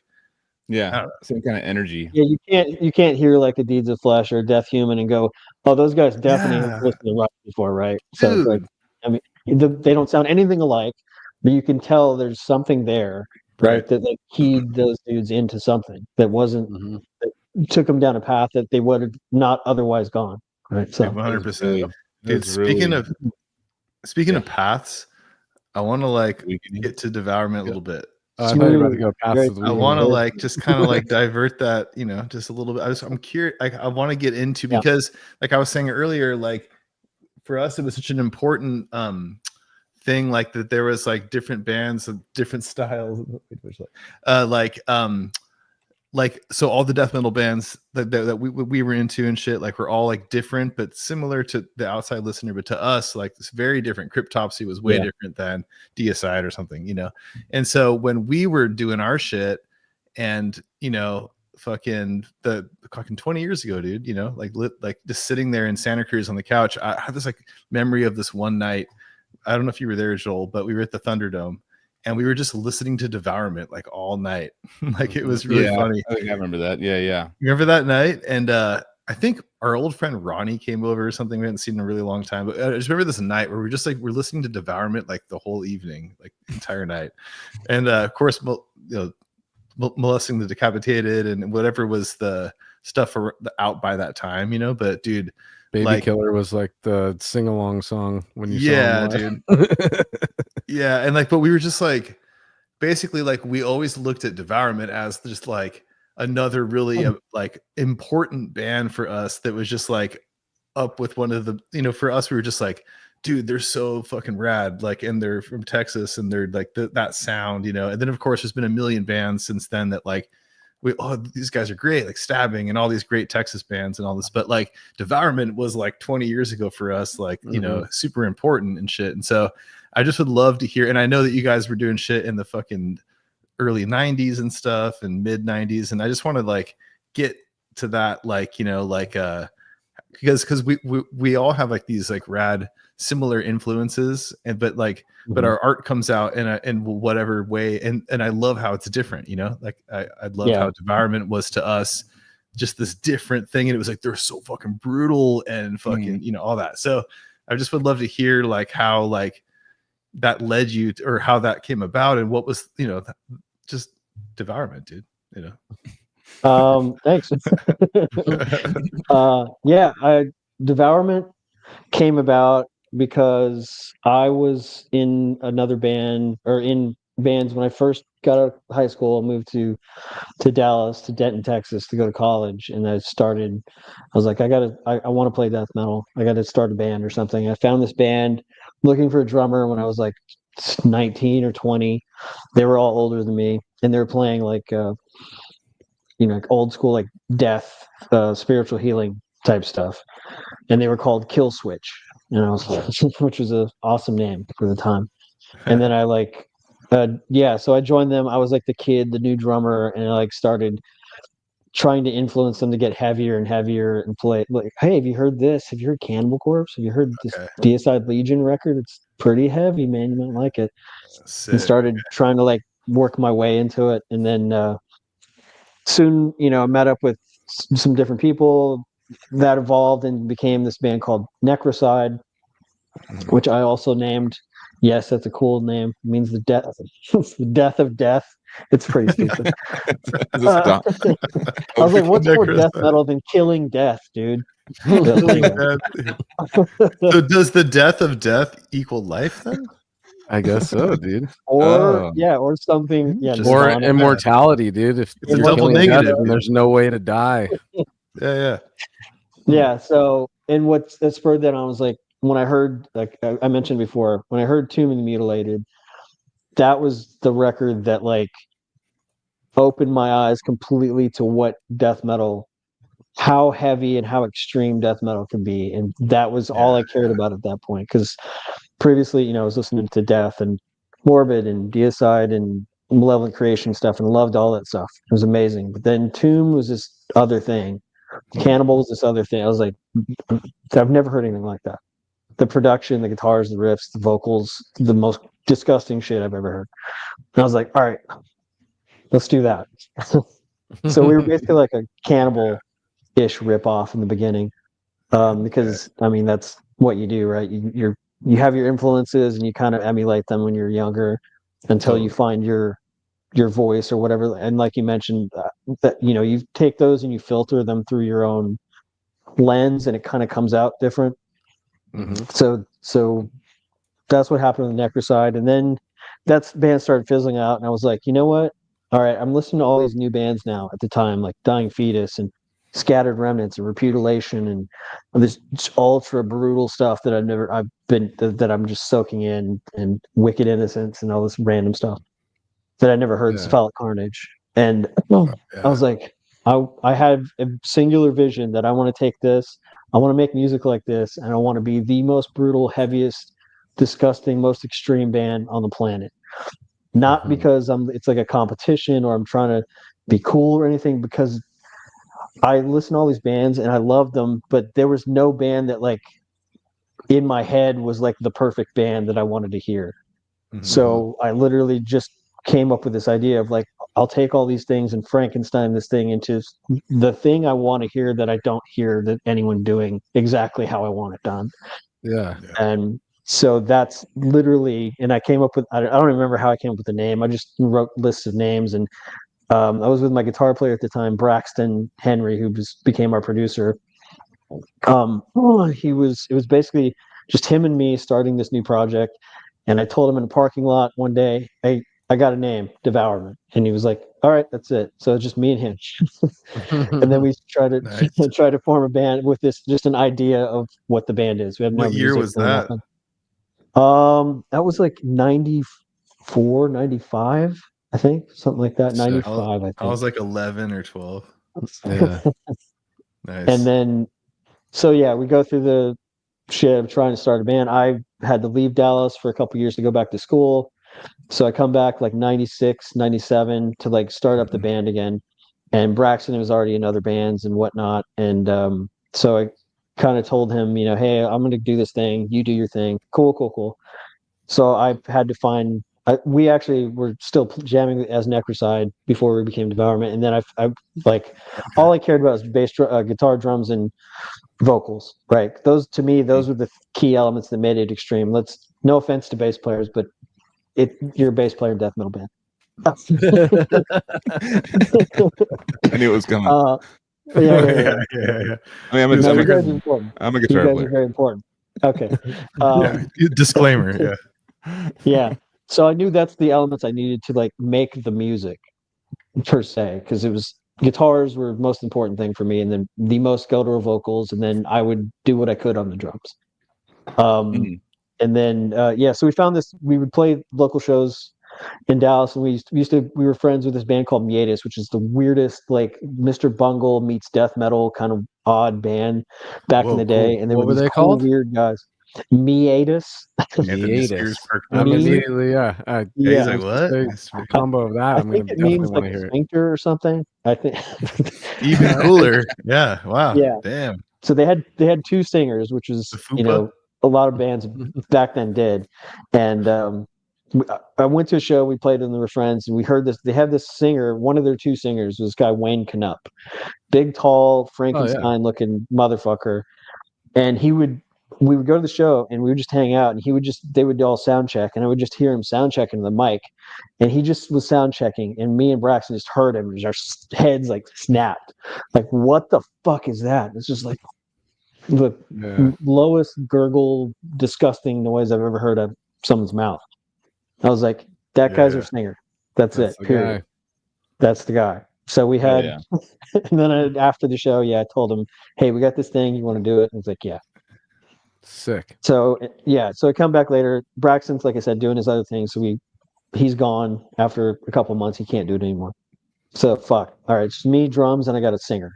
And then lo and behold, Wayne has a friend who happens to play guitar. You hear that and like, whatever, sure, we'll try him out. And it's this guy he used to go to high school with named Brain. I was like, great. He doesn't even have a real name. Brain. A guy named Brain. This is going to be great. I fucking love that, dude. Nice. Yeah. Brian Wynn, a.k.a. Brain. And then we go to his house in his garage in Fort Worth, and for our first jam, tryout, whatever, see if this works, a vibe session, whatever you want to call it. Like, I told him, hey, this is our idea of what this band is supposed to sound like, what we're trying to do with it, yada, yada. The big, heavy, fucking chuggy riffs and shit like that.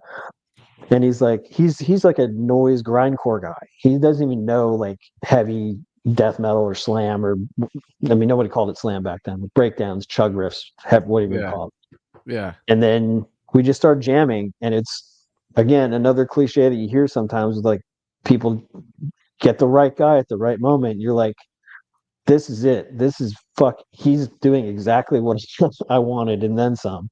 And he's digging on what I'm doing, even though it's not anything, he had predetermined. I was like, this is going to work out. And then he just started blowing up. He started writing the first 3 songs we'd written together in a matter of months or whatever, which became our first demo, which is called Impaled, which had, I can't remember the song, Shroud of Encryption and 2 other songs. But that was like our entry into the DFW death metal scene. This is And that as kinda got Devourment, right? Yes, as Devourment. This is the first recording What year thing. was that? That demo? 98? Late 97, Okay. 98, I believe, something like that. And I think it Gotcha. was, yeah, somewhere between 97 and 98. Right. And so we had 3 songs and only 3 members. We had no bass player. So we're actively looking for a bass player.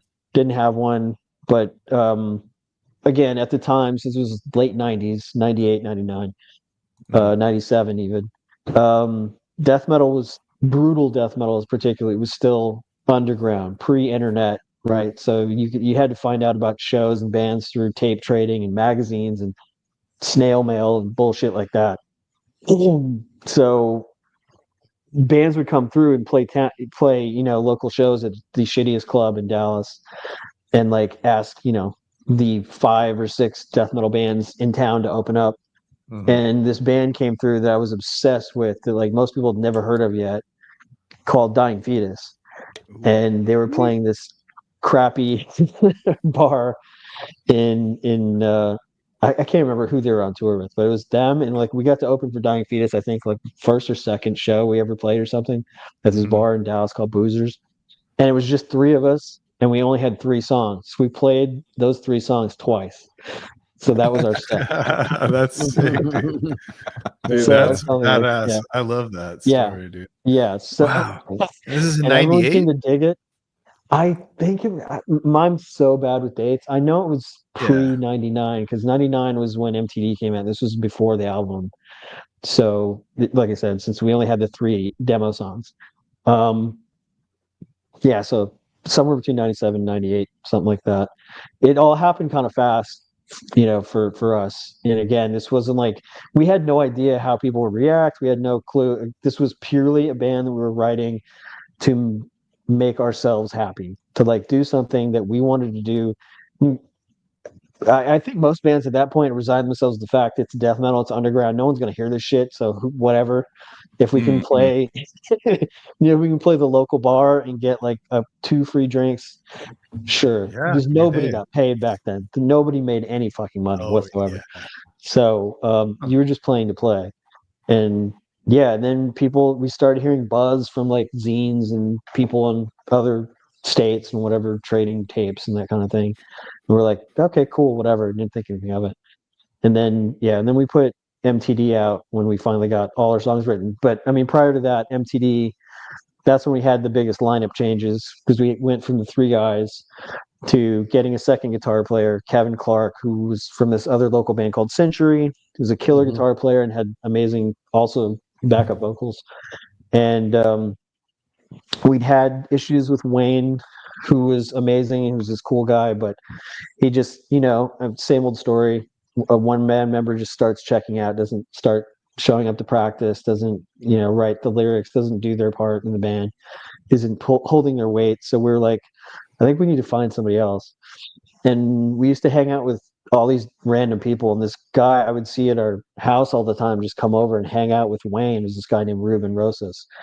I didn't know who the fuck he was. He looked like a little Mexican Glenn Benton clone. And I was like, I think that guy's an asshole. But I didn't know. I never talked to him. And then we had a practice, this rehearsal thing downtown.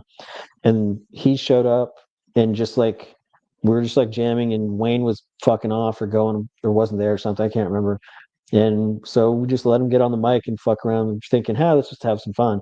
And he got on the mic, and we're just the head snap thing again. We're just like, what the hell is this?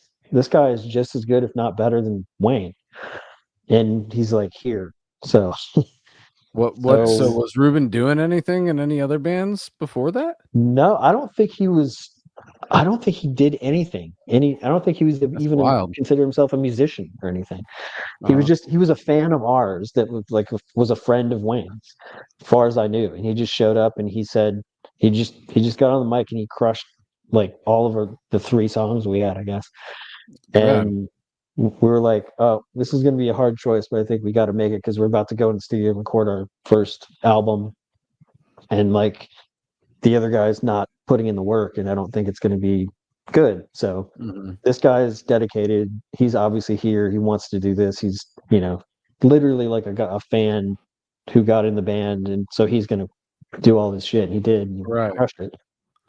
Were you behind lyrics, or did Ruben take over? I think I wrote like 2 lines of lyrics, and the first 3 songs, it was all I think it was all Wayne, and we got Mike Majewski by then on bass, in between there, and he helped with some of the lyrics. But yeah, once Ruben was in, I think Ruben just kind of took over from there and just ran with everything else after that for the album.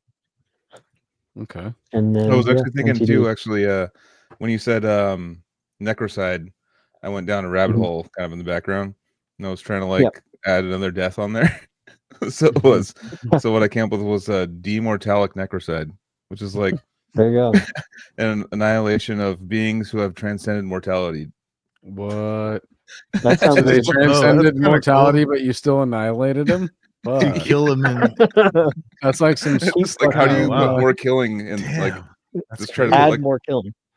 Yeah, I went down the rabbit hole. It's like, all right, is demortalic a word as well? It can be if you want to add like be poetic and add like some Greek stuff to it. But it's like, that's the deathcore version. Yeah, exactly. Decrepitated tormentation type shit. Anyway, sorry. But yeah. Anyway, so that was where like our journey kind of wound up from the early days of Devourment. It was culminating in that album, and like after that, we played a couple things here and there. I think Ohio Death Fest was like one of the biggest things we played in '99 or something. That was big for us anyway. And then that came out on MTD came out on United Guttural, right? Yes, it was. Okay. Yeah, that was my introduction to that record label, because once you find a record label, you start to dig in that record label, and that was my introduction to United Guttural was MTD. Yep. Yeah, that was one of our proudest moments, is that we felt like we were a legitimate band when United Guttural looked at us and like, yeah, I think these guys will do something. So yeah, it's like a fantasy that you finally are doing, even though it's all bullshit, and you usually end up not getting the better part of that contract, but it still feels cool to sign it. You're like, oh, dude, somebody's fucking. In reality, it's a person that's willing to put up some money to get your art out into the world. That's it, dude. Yeah. Exactly, because when, like I said, back then when you're doing it, you're not getting paid. You're not doing it for any of that stuff because you're not then. So you don't even expect anything. Then so when somebody comes from outside that doesn't even like live in the same city as you and says, "Hey, I'm taking an interest and I want to put some money on you guys," you're in your 22 or whatever, you're gonna go, "Sure, dude. Let's do that." 100%. I don't need to read the contract. Yeah. Totally, dude, It's like, it looks good to me, dude. I don't you're like, this is weird here. Yeah. There's European distribution in here. Oh fuck yeah, dude. It's like, but my social security number is owned by this place now. That's fine. That's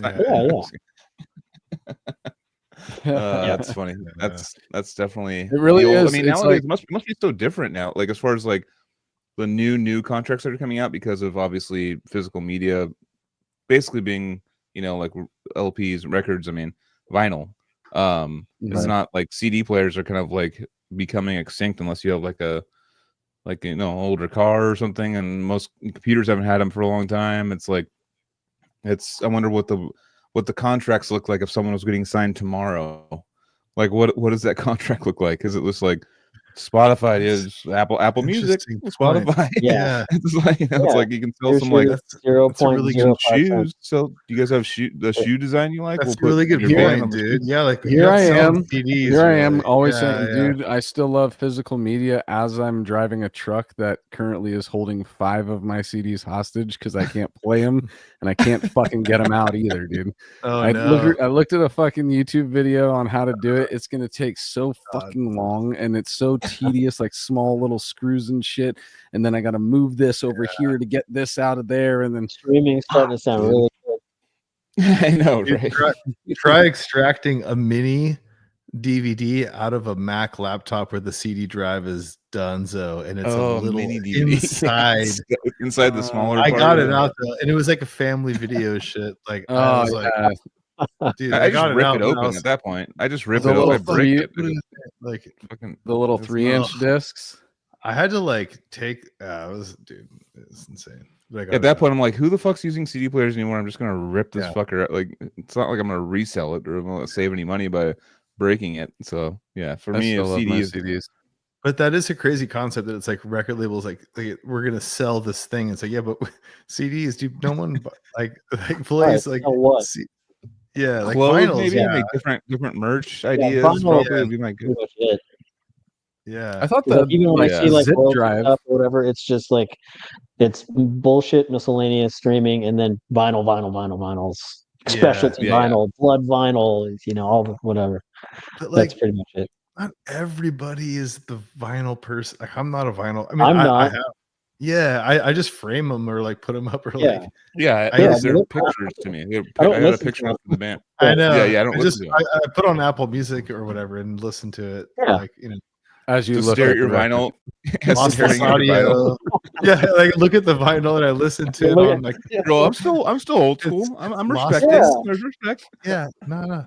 Yeah. That's funny if you have like the 180 gram Album version, so upload it's like all content. HD, Yeah. but you still listen to compressed MP3s while you look at the thing.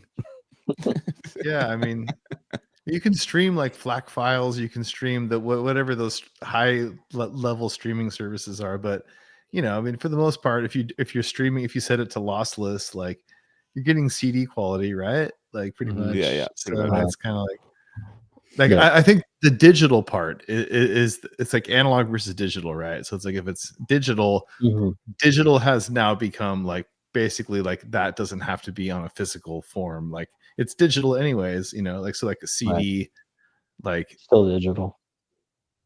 so you don't need Yeah. a physical thing to play something digital.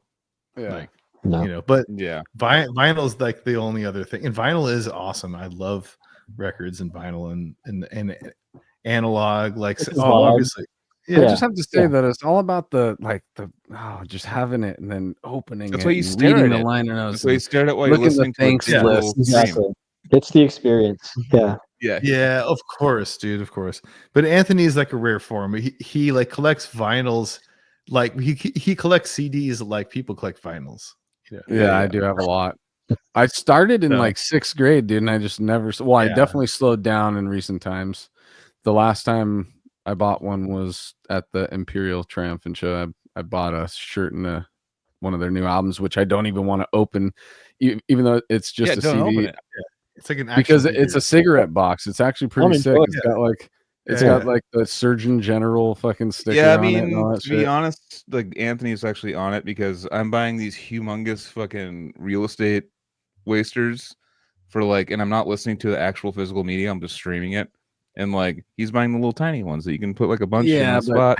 stack 1,000 of those on top of each other. It's not very tiny, dude. Yeah, stacking records wins in that. I match, think but if you're trying to like, I probably have over 1,000. I used probably to You have still have over 1,000 CDs. Wow, dude. CDs. compact discs. Dude, I have so many Compact, that's what it CDs. I stands have so for. many CDs that I would go through my shit in my garage and be like, "Oh, dude, there's another bin," and it's just filled to the top, dude. Your kids when I they're never- when you're never super older, stopped. they're like, "Sick, dude! You Compact collected discs Betamax, dude." in their jewel, Yeah. in their jewel cases. Yeah, So But- psyched you got all these Betamaxes. Back in the day, though, digital Those are discs. was a big deal. Like it was kind of crazy. Yeah, Laserdisc, dude, that was like insane. Laserdisc. Like, I remember like a friend back in I was a kid. It's like early 90s, but his dad had like the sick Laserdisc whole thing, and it was like he had Blade Runner on Laserdisc. And I was just like, you're just like, I was just like, "What?" that's cool, God- dude. That's God sick. tier. Yeah. Yeah. Reef. But- We're reef- at the movies now. We're at the movie theater because But- he has a laser disc. That's literally what we thought back in the day. But I feel Reef like wants- I'll go. Sorry. oh, no, it's No, okay. finish your thing. Sorry, dude. I was just gonna say though, but as a kid, for me at least, I remember when my family first got a CD player, like when I don't know what age I was, but I think it was like the late 80s or something. And we got, and it was like because they had that was it, like the records for forever. We would listen to Thriller and shit, like this, but it was like got that CD player. I remember it was like a big deal. And then like we had like Bad, like Michael Jackson Bad, And like, dude, the fuck, it sounded like it had more bass. Like it sounded more like, or something like it was like, you know, like it was like, whoa, dude, it was like a big deal, dude. It probably back do then. have more So, bass. I don't know. I mean, just, or the stereos back then, maybe it just like translated to like, you got the CD player, the thing comes out, put it in, and then it like, it just sounded like, because tapes kind of had almost more bass, cassettes almost, you know, I don't know. I still have my shit from high school. I still have my stereo from high school in that room right over there. Dude. I could probably show you guys. It was a 5 CD disc changer, 2 cassettes, mic plug-in, the whole shebang, dude. The CDs had more like CDs sounded more mastered than like cassette tapes. Like cassette tapes had bass, but they were more like kind of, you know, the CDs were just like, oh fuck, like it was the first. When you think about, Casey, you make a good point. You think about like the like vinyl, like you think about a pin, you know, a scraping against a, you know, a wax thing. How would you generate a ton of bass from that? I don't know. Like we're bass, more mid range and treble. I think vinyl can generate a ton of bass for like DJs and stuff. It's just like maybe like the equipment we had was like not a like it was like this old record player pick it up from the 70s, dude. You know, so it's like if you got like a fucking Techniques turntable and you put that makes vinyl sense. on, tons of bass. Like vinyl is amazing, but like I think it was like the technology back then. It was an old 70s, you know, whatever they bought back in that time. And then when, like, I don't know, when the CD player, it was just like, here's a digital CD. It just sounded to me better at the time, but maybe I'm even wrong. I don't even know, but just, you know, but yeah. You weren't A-Bing it, but you were just like in the moment, you were like, I think this sounds better. You weren't like going like that. You weren't going like back and forth, like, all right, this one has a little bit. At the same at that, but at the time, though, you're just like. But the most obsolete technology ever was like digital stuff on physical form. Like it was like very quick, and then just, dude, you remember like mini fucking discs and like mini DVDs, that was like the most quickest. Like it was like a 2 years that it's just like that's obsolete. So digital lives in the digital realm. Like so, digital should just be cloud based or whatever. Like to be digital to be physical is just like silly. It's the opposite of it's there. It's up here, you know. I loved it when grindcore bands would put out a full album on the little mini discs. I got like a Pig Destroyer split on a fucking 3-inch disc. Agoraphobic Nosebleeds, Altered States of America. That's a 3-inch disc. And you had the little, the dish that would catch that in the fucking. Dude, drive. I thought the end all was when like there were certain bands that hit a video file that you could only get for putting it in your CD-ROM on your computer. It'd be a normal CD, listen to it, then put it in your CD-ROM, and there's like this music videos on there. You're like, what? This is bonus the end features. And like, but then it was like the streaming thing. Just it sucks because it's very convenient. It's awesome. I do love it. Hidden tracks. You can't. You don't have hidden tracks. So the backwards, the negative. Dude. Yeah, where you had to rewind to find songs, dude. If you start at one and rewind it, you got a secret song, dude. Yeah. I love that shit. All right, so back to so the thing we got onto that is because of the CDs and record labels and all that shit. So United Guttural, and you said Ohio Death Fest was the biggest thing you guys had done up to that point. I think so I think that was the last thing we did before the band blew up, basically. Yeah. So talk about that feeling though, dude. Like how do you know that your band blew up back then? I meant exploded, like fell apart. Oh shit. Oh, bad blew up. Yeah. But no, I mean the fact that again we were just like these kids from Texas, and we got invited to play this thing I've never heard of in another state.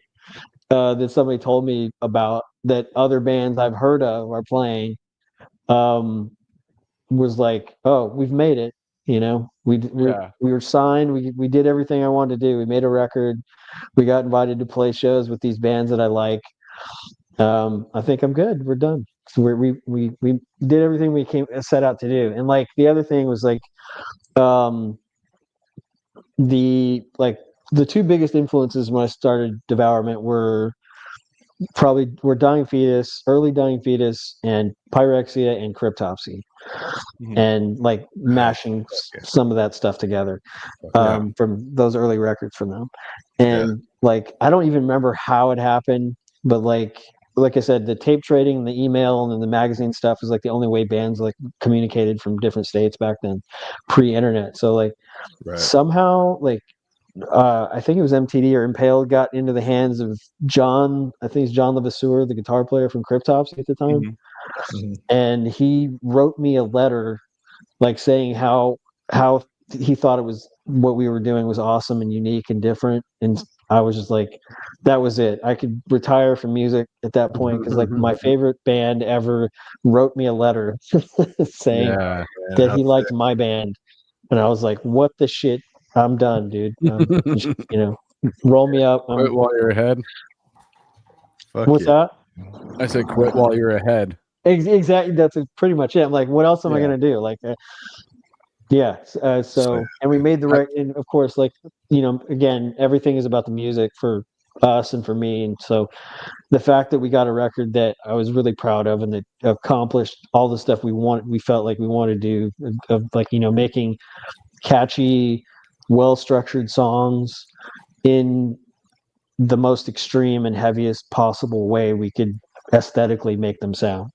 Right. So, and before we move on from this time, I wanted to actually, because I now just put 2 and 2 together, that I mean the hyperblast that you're using on MTD is something that was also, my first introduction was through Flow.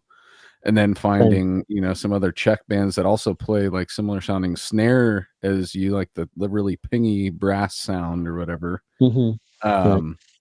So was that, am I, accurate in saying that the hyperblast was coming from the Cryptopsy side of things? 100%. The first time I heard, like, somebody had a cassette of Blasphemy Made Flesh, the first Cryptopsy record, and the first track on that, Defenestration, he was like, listen to this. A drummer friend of mine played it for me when I was right before I formed Devourment. And I was like, okay, whatever. And I was like, that's the fastest fucking that doesn't sound human. Like, how do you even play that shit that fast? Like, so that was like one of the main catalysts why I said Dying Fetus and Cryptopsy, kind of two ends of a spectrum, sort of became like this far extreme of like heaviness and brutality and catchiness and groove with Dying Fetus on the earlier records, if you listen to Infatuation, Malevolence or whatever, and Songwriting, and the extreme almost grind noise speed element of Cryptopsy. To me, this was the fastest band because I wanted to be the slowest and the heaviest and the fastest, and everything, every permutation of that distilled into one band. So that's kind of what led that part to influence me to just not even fuck around with like the old school blast really much, or not do like skanks and things that everybody else was doing. It's going to be fucking, every song we do is going to be the heaviest shit and the fastest shit and the slowest shit. And you know what I mean? We cut out all the mid tier stuff that I felt was kind of, it could become fillery. I hated skank beats. I think that was the only fucking rule I had in Devourment. was like, Brain actually came up with this great rule that I think distilled it into a couple of words. Was like, we can do anything we want within the band, technique wise or whatever, what have you, as long as it's fucking brutal. That's it. Like, if you want to do tapping or whammies or fucking weird shit or this, I don't care what you do or how you do it, as long as the end result is one of the most brutal, disgusting things you can do on an instrument. So to me, in drums, it was like the heaviest, slammingest fucking, we didn't call it slam. To me, it was like breakdowns or chugs. Or, well, I mean, that's something actually I've been waiting to ask you this. We got to talk about this. We didn't call it slam either. We called it brutal. We did not found out it was slam by the new fans that were like showing up to shows. But I remember it was like a band like Flesh Consume. Some band was like, "Hey, do you want to go to the show with us? We're playing in Fresno, I think, with Devourment and Guttural Secrete or something in Fresno." And this is like maybe 2006, or I have no idea when this was. It was early 2000s. And I was like, fuck yeah, I'll jump. You know, I was like, fucking bachelor, fucking day off, fucking partying all the time.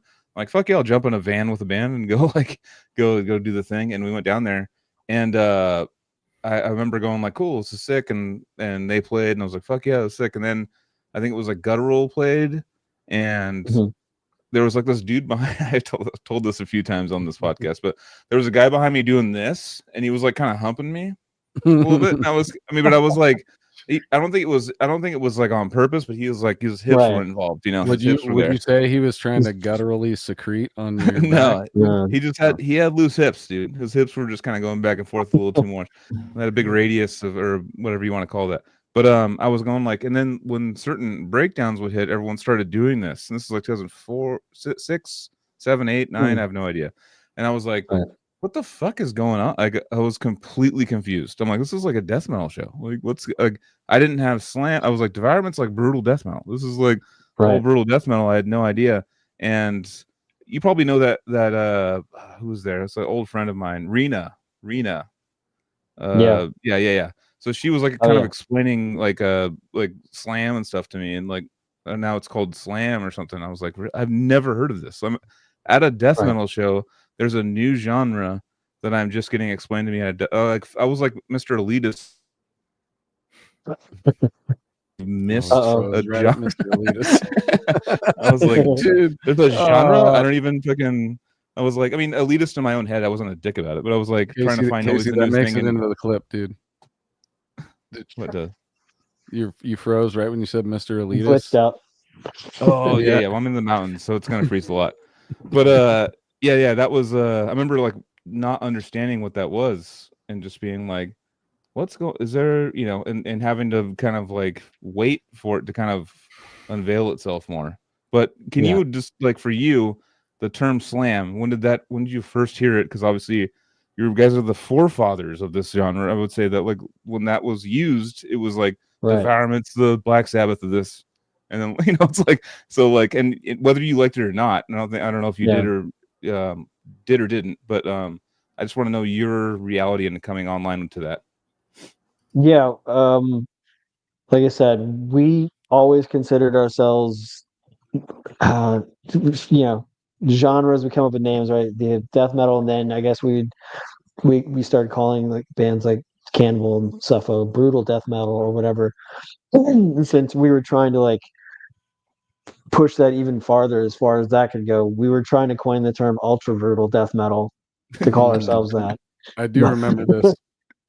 Okay, so maybe it stuck a little bit. But MySpace days, dude. Exactly right. So we didn't call ourselves that at all. I can't remember where I first heard the term. I remember like we were making T-shirts and promos and stuff for MTD, and these long sleeves, and we had to put stuff down the sleeves and come up with some shit to say or something. I think the guys came up with like some vomit-inducing grind or something, and pure slamming apocalyptic some bullshit. I can't remember what it was, but you mean obviously now, and I remember I listened to Internal Bleeding, and to me, that's the quintessential, you know, slam band, and they, you know, that. But I never associated the term with anybody or anything. Like I understood right away when I started hearing people use it and put it on shirts and stuff like that. They were just to label it like, oh, this is a band that plays sort of brutal death metal, but has an emphasis on, you know, the heavy chuggy parts. Again, whatever breakdowns, whatever you want to call it. That's what I thought of as Dying Fetus, basically, back in the day. They were like Suffocation without all the blasty stuff and more groove. Yeah. And so that's kind of how I would, you know, I would define if you're going to define slam as just all those, you know, groovy breakdowns from New York. Yeah, there's no doubt. That's a good point. Like that, we absolutely were one of the first bands out of Texas that 100% like owned that we wanted to be a New York band, basically, because we knew like that's Pyrexia again was like the main one for us. When I heard Sermon of Mockery, that was like, that's kind of what we wanted to do. But once we started filtering it through our Texas funnel or whatever, it came out a little bit different than what they were doing. So I guess that's one of the reasons we kind of got our own identity within that. Well, And then, I mean, it's like, yeah, dude, would you guys be as popular as you were today if you were a Pyrexia clone? No. absolutely right, exactly. You know? Yeah, because you guys brought that up too earlier. Like, I think regardless of genre, just music in general, if you really think of successful bands or bands that break through, whatever you want to call it, you have to have something that identifies it as you, right? Like Deicide sounds like fucking Deicide. Morbid Angel sounds like Morbid Angel. No other bands really. Yeah, dude. Sure, bands are Very adjacent to that, but don't sound like those bands. And like, there was a bunch of bands from the East Coast that kind of sounded similar. That had similar things, right? But and we had some of those influences, but we didn't really sound like them. Yeah. No, I would put you guys on that list, because for sure, if you're talking about the origins of sounds that bands try and emulate and actually duplicate instead of putting it through that filter, that lens that you were talking about, right. Then you talk about like the birth of it all, and it's like, yeah, you trace it back to New York, but like this TXDM sound, that's what we used to call it, the TXDM sound. It wasn't slam, it was just fucking brutal death metal, but TXDM. Yeah, that's so we thought of it. It was, yeah. It had its own unique. We always were like, that's a band from Texas, Yeah, it was a Texas death metal. And, it was all, and Devourment was the seed of that whole thing, Yeah. We definitely, I don't know if it's pure luck or what have you, that we just like happened to be one of the first bands that kind of like solidified that idea of what TXDM, like you said, where it basically a basis of brutal death metal filtered through some different ideas, and then becomes this other thing that has elements of all those things, but doesn't. But yeah, sounds very Texas. You're right. The band, I guess we couldn't help but influence each other to a degree. Like there was this local band of younger kids that came right after us that were a Christian death metal band. That's a whole Texas thing. We don't need to go down that road, but called Embodiment. And they were fucking these kids who were just sick as fuck, but they were like kind of the same, obvious had the same influences that we were trying to do, where you're playing these, trappings of brutal death metal, but there's some, and maybe it goes back to the Pantera stuff with like groove and like whatever that the Texas kind of staple thing, power slap, the blues. Power slap, dude. No, what was that? Wasn't that? I remember the Pantera called themselves like power groove. Power groove, power metal. Yeah, the album was actually called Power Metal. Yeah, Power Groove. Power. If you watch the home videos, it's like they talk about it after Cowboys from Hell. It's Power Groove, dude. That's right. They're trying too. They were trying too. Because you can't really just categorize them as being like, you're just a heavy metal band. It's like, it's funny, like bands. I mean, that was the same thing with Pantera. They took like, basically thrash influences and prong and fucking other, and filtered it and became this Texan-y version of it that became the Pantera sound, right? That no one else at the time remotely even sounded like. 100%. Ex-Hoarder. Okay, Exhorder. Exhorder, you're right. What is it? What was that one? That's the controversy, right? Did they rip off Red Exhorder? album? Yeah. Which, dude, when you listen to it, it's kind of like, okay, I get the argument. 100%. I get the argument, dude. Yeah, there's definitely. They had similar ideas. We'll put it that way. I mean, a lot of death metal folks. We got similar ideas. Exactly. That's what I mean. Like where does that line drawn where it's like it's a ripoff, or it's like no, they were from the same part of the country at the same time, so they heard some of the same stuff. Yeah. But they did it. You know what I mean? They took it this way. Vocal style, though, man. The vocal style is pretty fucking and good. That's a shout out. It's like in case you study music for a long time, it's like what classical jazz people would like play each other's tunes. Be like, fuck yeah, it's like. I'll make a revised version of it, just a little jam off standards. Of it or something, Yeah. The standards, yeah. But it's like they're like, dude, he goes like the same way that this guy does. Dude, fuck this guy. But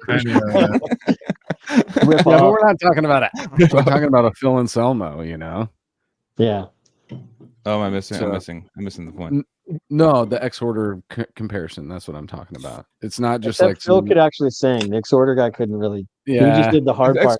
Did Exhorder do something in the Vatican Murder in the Vatican or something? Yeah, but the album I'm talking about is like Okay. the something. It's the red cover. That one is got the most stuff. I was like, oh yeah, there's. But they're like shitty hand drawn art cover. Or Yeah. Yeah. Okay. Yeah, I don't know I remember I saw there like or maybe a comeback thing. It was at Psycho Fest they played and they were sick. I had a good time. But I remember the Murder in the Vatican or something like that. And I remember that album was a big deal. Slaughter in the Vatican, maybe? Slaughter in the Vatican. Yeah. And I saw At the Gates, I saw Slaughter of the Soul too, the same night. So maybe I got a little mixed up. But yeah, that's so I didn't know about this, so I'll look this up. Yeah. It's a fun listen either way. It's still a good album, but there's parts of it you're like, whoa, this is very, very close, like in DNA. I think one thing that's interesting is the element of like heaviness and brutal death metal, like coming from different angles, so like in New York or in Florida too, but like New York, like hardcore or whatever, like the hardcore element. Influence bands like Suffocation and shit, right, and all that kind of thing, Pyrexia, of course, and all that. Right. And the Florida thing was its own thing, kind of. I don't know, in like swamp. Yeah, like swamp. Yeah, it's like swampy evil. There's like lots of swampy evil. Swamp and a lot of Satan worship. Yeah. A lot of Satan and a lot of death happening in the swamp. Satan and alligators just fucking and then California was what I don't know, thrash and whatever, then all that, and then like California death Bay metal. Area. Yeah, its own thing, whatever. But like Texas and stuff, I don't know. It's just like but like like it's interesting, like how that heaviness, like I feel like a lot of bands try to like crack the code or try to like cheat code their way into that, like just we're gonna extract that heaviness. It's like, and I feel like with the deathcore scene, and I'm not talking shit on deathcore. I'm not a fan of deathcore myself, or like metalcore, but like bands that like kind of extract these elements and then put them into the music and then write a bunch of shit that's like super popular and all this, and then blow up and this way higher levels, and like, and it's okay. I'm not like talking shit on that. That's fine. Right.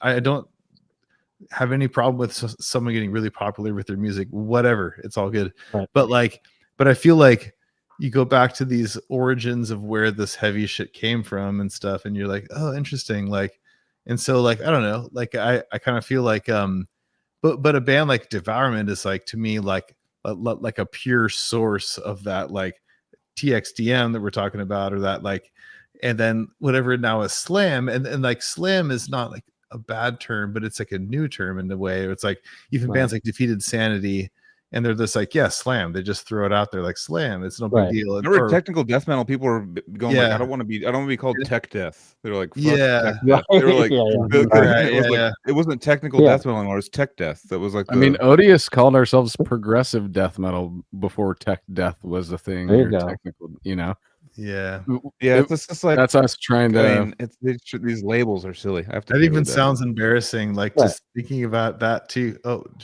Joel. Genres kind of are embarrassing a little bit sometimes. I feel like just be called death metal. Like I don't, like, ooh, I mean, that's the old argument about being too specific with labels, and heavy metal already having too many subgenres. It's almost like a meme at that point, right? So but then the flip side is you get like what's happening now is people are making like an entire genre out of this very specific sliver of like subgenre, and it's blowing up. If you just call yourself slam or you're associated with slam, and there's lots of good bands that play it or whatever, but like you calling yourself that or identifying yourself with that it's not a bad thing. It's just like it's a new thing, I guess, maybe. I completely agree. It's well, not, I guess when you invent, or not invent, but like you start a thing, which again, I would say like the Texas sound that I think is now, could be considered the main source of slam itself today. Right. Yeah. That started with you guys, you know. So it's just basically you get lumped into that regardless of Right. what you want to be labeled as a band, because now it's all put together. Everybody put the strings across the board and figured it out, you know, the godfathers of this and that. And so I wanted to talk about the TXDM thing though, because that's what we were talking about. Like, there's these bubbles on the map that, you know, that grow and grow and grow as smaller communities that are helping and moving the genre along, you know. And Texas was doing its part and still is. And For sure. what do you think about that? And then like, we're part of being a part. Were you guys the starters of TXDM, or did that start somewhere else? And as far as I remember, it was an organic thing that started at the time we were starting up. We were like, you know, doing our demo stuff, and like, from what I recall, I mean, I'm sure people from different cities have a different experience, but seems like it was mainly Dallas and Houston where all the bands that kind of were fit into that era, because from what I recall is like, we had, you know, we had this guy Hound who was our manager and one of our best friends when we I love started all these Devourment. nicknames, by the way, dude. Brain, Hound. Paul, he's a tattoo buddy artist. Fart. Our buddy Fart, like Paul Abear. He wants me to pronounce his name right. Paul Abear, Hound, and he was a tattoo artist. He was obsessed with, you know, death metal, and he was like the only guy in the scene that had money because he had a real job and he made a ton of money. So he promoted and he started this record label, Incest Records, which became Corpse Gristle, which is what he runs now. And that's like, basically, you know, he would promote us and help us out, and he would do the same, and he would network and basically help kind of create this little scene in Texas. And I guess just through branding or whatever, people just started calling it TXDM. I don't know where the logo came. I don't know who first said it. I just remember seeing that logo everywhere already, because I think it made sense immediately, because there was all these bands were kind of coming up at the same time from the local scene, which is us and Prophecy. And there were some Houston bands like Crucifix, I think. I can't remember all the bands. Viral Load, all around the same time. We started playing shows together with each other, and, you know, cross pollination, and like I said, same, you know, managers and promoters and that kind of thing. And branding, I guess, just became a thing. And so they started thinking, hey, you know, and again, I think this kind of stems from the aspect of us, like, kind of wanting to be our own, like, because New York had their scene for, like, I mean, for years, just in the hardcore. Then it became the New York death metal thing. Then you would, you know, because you'd see the logo, the NYHC or New York Hardcore or whatever, randomly on things. And we were like, you know, we should have something like that. And somebody just, I don't know whose idea it was, and said TXDM makes sense, right? Right. It's our version. And then that just people started getting tattoos and shirts and putting on everything with all the bands that, you know, we all played with together. And we were just like, sure, put it on our shirt. I don't know that anyone outside of Texas will ever understand what that means. And it's also a Texas thing, because, you know, I'm assuming everybody from other states knows that everyone in Texas is an asshole about being from Texas, right? The whole fucking, there's t-shirts that say "fuck you, I'm from Texas," stuff like that. Well, I mean, we understand pride in where you're from. This is called the Cali Death Podcast. You know, it's like, we definitely are proud to represent where we came from. And I mean, our version of it is the decrepit, severed, odious mortem thing. Like, we could have totally done a CADM with that back in the day and kind of countered you guys, and then we would, you know, have our three gangs, our mortal enemies, three gangs across the United States: NYDM, TXDM, California and versus CADM. That was actually a fun little fight in the early days. Like, it was us and Disgorged. So totally, exactly. Yeah. Dude, North Carolina doesn't like NCDM, dude. Here's the thing, though. Okay, so doesn't have the same vibe.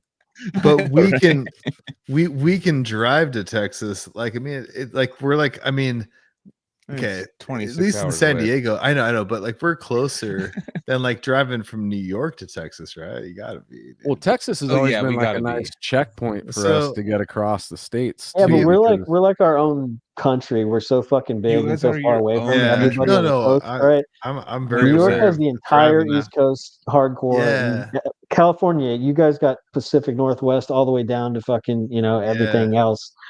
LA and what have you in San Francisco, and we got fucking Dallas and Houston. It's pretty much it. We're in the middle of bullshit, nothing. But we used to drive out there, like, dude, the what was the Albuquerque Death Fest or whatever, the Albuquerque Gathering of the Sick. Yeah, so we go out, we go out to Texas and shit. Like, so I don't know, like I feel like Gathering of the what? How are the beaches on southern Texas? Is there any sick beaches in southern Texas? No. No, dude. Do you surf, dude? Do you surf? You mean the coast, the Gulf of America? Yeah, exactly. It's like you want like I remember when we were like down in Corpus Christi, they were like, oh, there's been like there's only been like 6 kidnappings and deaths.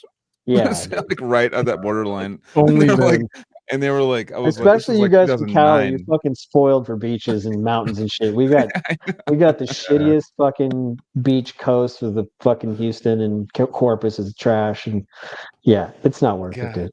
And leave it to me to imagine there's like one beach where you go to where you fucking vacation at and shit, but nothing. You don't see pictures of people like, dude, I went down to fucking southern Texas, check out the beach. You never see that. No, I don't think I've ever seen that. Like East Coast, having a great time in Corpus Christi. Yeah, not happening. Right? It's like the East Coast beaches. I was just thinking this today. I was watching a random like video of like kind of like that a Jersey Shore like strip of like, and I'm like, I always thought in my head those are the gross beaches. You don't go to those beaches. Like, you don't go to those like California's got. It's why we pay. That's why it's expensive here. Yeah. It's like, you have the beaches. Right? Yeah, people would go to like, I'm gonna move to fucking the East Coast for the beach, dude. Because it's no. Yeah. And if you do, it's like it's North Carolina or something, right? It's not like up north. Exactly. Yeah, exactly. Right. But yeah, so I had something I wanted to say. Did we finish the whole TXDM thing? So that's just how it just became like a organic thing that bubbled up and it stuck. Because back in the day, like we were just, everything was homegrown, so we were just making shirts and flyers and bullshit. And I think that just became like a thing. Like, hey, this next show is a TXDM show with all these, to let you know that all these are Texas death metal bands that are playing. Is it like, is it biker? Is there biker club type shit that happens? Because I know that's NYDM, right? They no, we're not and all that shit. I'm just kidding. No, we didn't. The TXDM thing never became like a gang thing, but there are or were or sort of still is, but 2 what they self-proclaimed mosh clubs that were in Dallas and Houston and Austin in the scene that would go to every show, called the Pit Bulls and the Gravediggers. Yeah, beat people up. Thing that I'd rather not go into. Yeah. Isn't that crazy? To me, as like we're adults and stuff, and I see, and I mean, I'm not trying to have cohorts and stuff that are Hell's Angels and stuff, but these like clubs that you see, like these clubs that like these. I mean, it's gonna sound shitty. They're but like these people that are older that are in these clubs, and they have like and then it kind of went into death metal, went to hardcore. I remember playing with Whitechapel in Long Island, and they were like literally, we were in the backstage, and they were saying there's a hardcore gang or something that's like put a threat out on social media to shoot us while we're playing, and so we had to like go through all these there's like extra like measures they had to take at the club and all these things. There's only like 9 fights. It wasn't a big deal, but like as far as like these clubs and these hardcore gangs, I remember like that was like my brain doesn't wrap around the adults starting like kind of like gangs around music. It's because it becomes a social scene or something, then someone needs to be a leader of it. It's like humans have to be there's got to be a leader of it. You know, well, it's like, you know, I mean, we talk about brotherhood, but it's like brotherhood that people pay into. You know, yeah. And you wear the same shirt. Yeah, yeah. It's interesting to me. I mean, it makes them happy. It's just being part of something, dude. I mean, all humans want to be. They want to. They want to identify to certain symbols. You know, and I think here it started out mainly. That was part of it for sure. Why it continued, but I think it was born out of, again, this was a different time, pre-internet. It was like underground music, so you had to like promote it and like be within this like niche group of people, so they would and you know, no one would come to these shows except the 50, you know, the bands and their girlfriends, because it's death metal and nobody knows this shit and it's local. So yeah, so your friends and stuff start this group or whatever, and they all come to every show every time, so it becomes like a a thing to like support the scene kind of deal. And then it is, you know, so it starts with like a good idea, but then it kind of morphs into this dumb gang thing that, right? Yeah. Okay, and that makes another sense thing too is like I understand the crossover between why, you know, hardcore fans would like what is called slam now, the grooves and shit, but why the fuck did the slam dancing have to leak into our shit, dude? Like, we just circle pitted, dude. The karate. Yeah, that shit. I mean, I'm sorry, guys. Like, I'm going to a show. If I go to a show, I want to pay attention to the musicians on stage. I want to be able to pay attention to the music on stage. And if, you know, suffocation makes me want to get in the circle pit, I'm in there with everybody. And if I get knocked down or somebody gets knocked down, we pick each other back up. And actually, if somebody gets hurt, it's like we actually feel empathy and sympathy for the person. Like, sorry, dude. We're just like, literally just like being a healthy level of aggression. We have a healthy level of aggression where nobody actually wants to hurt anybody else, but we running into each other is pretty fucking cool when a breakdown's happening that you really enjoy. But as far as throwing your fists around and throwing your feet around where people can legitimately get hurt, like what? Like 100% agree. Why? That was the point of Pride. That's one of the things we used to constantly shit talk on the East Coast bands when we were, because, you know, yes, back in the day, death metal, it's circle pit, that's it. And, you know, if we saw any kung fu or any of that shit, you'd get beat up in Texas, you know. And so when we'd hear, or like some dude would come in from New York or something and go to a show and try that shit, it's like he's getting shut down real fast. That's why I hate the wall of death too. And I know I'm 40 now, guys, so I can speak like an old man, but I hate the wall of death thing too. It's just I've been hitting it for a long time. I text Dan Kenny all the time. I'm like, sick, dude, another wall of death, dude. Yeah, and it's just so every fucking band that level at those festivals have to fucking do it, you know. And it's like an easy crowd technique. That's why I don't like it. I feel like it's an easy crowd technique where everyone goes like, all right, and it makes the testosterone build up between two. That's like the middle of the pit has to split, and it will obviously create a cool thing to look at. So that means that their band's getting a bunch of action. So it's like their band's getting action. Their video can go viral on fucking social media, but it's really it's a cheap gimmick. I bet you half of those people are really not well, they don't want to do wanting to be in that part, but they got sucked in to the whole. They don't want to be the only person that's like, no, dude. I'm gonna stand in the middle, like, fuck. So they're like, fuck it. Well, I mean, you're looking around, you can't get yourself out of that. I've been in those fucking crowds where things are happening and you're like, dude, I can't fucking go anywhere right now. Like, if I get trampled, I get trampled right now, you know? Yeah. And so then I think about this wall of death thing and I'm just like, dude, there's no way that 100% people want to do it. And how many fucking people get hurt every time?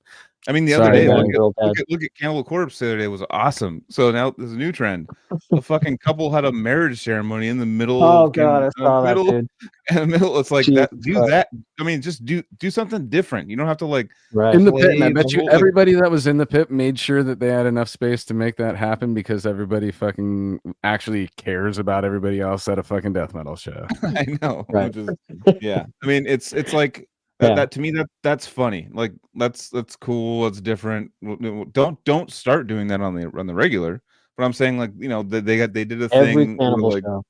I'd rather everybody drop and do From here. push-ups. Isn't there like people like drop and do push-ups together and shit? Close with hammer smashed and a wedding proposal every show from now on.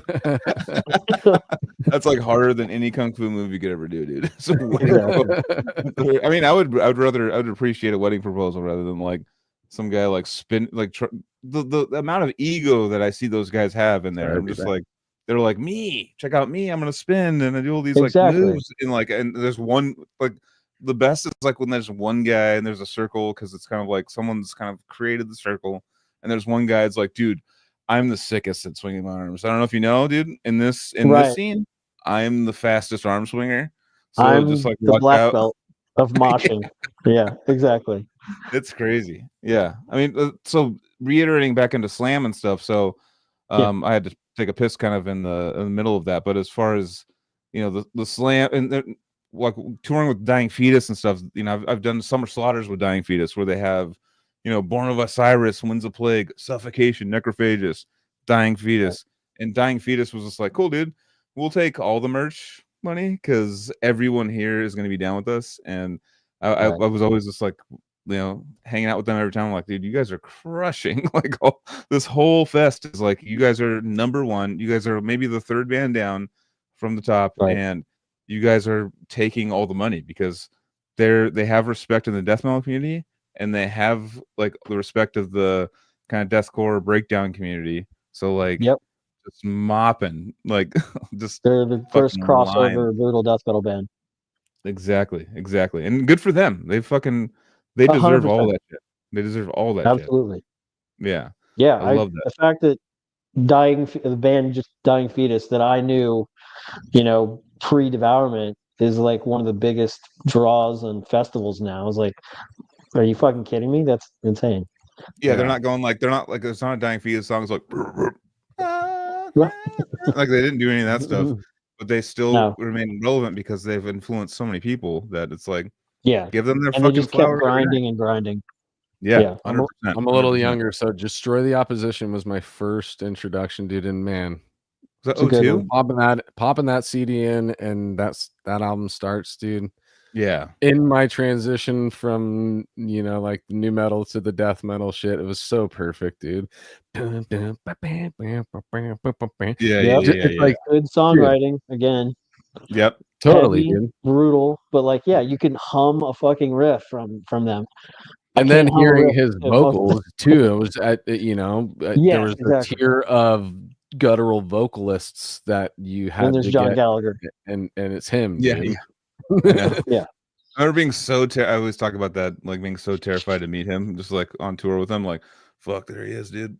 Let me go talk to him. He's like, what's up, man? How's it going? I'm like, he's like a blend of power guttural, actually. I think that's why he stands out, is because he's a blend of power guttural. Like it's got power, because there's the toilet bowl fucking sounding, but that there's not a lot of like push behind it. Like he can hit those low frequencies, but it sounds like it's coming out of his fucking lungs, And he's playing guitar. He's not cupping a mic or any of that. It's raw, just fucking all raw, dude.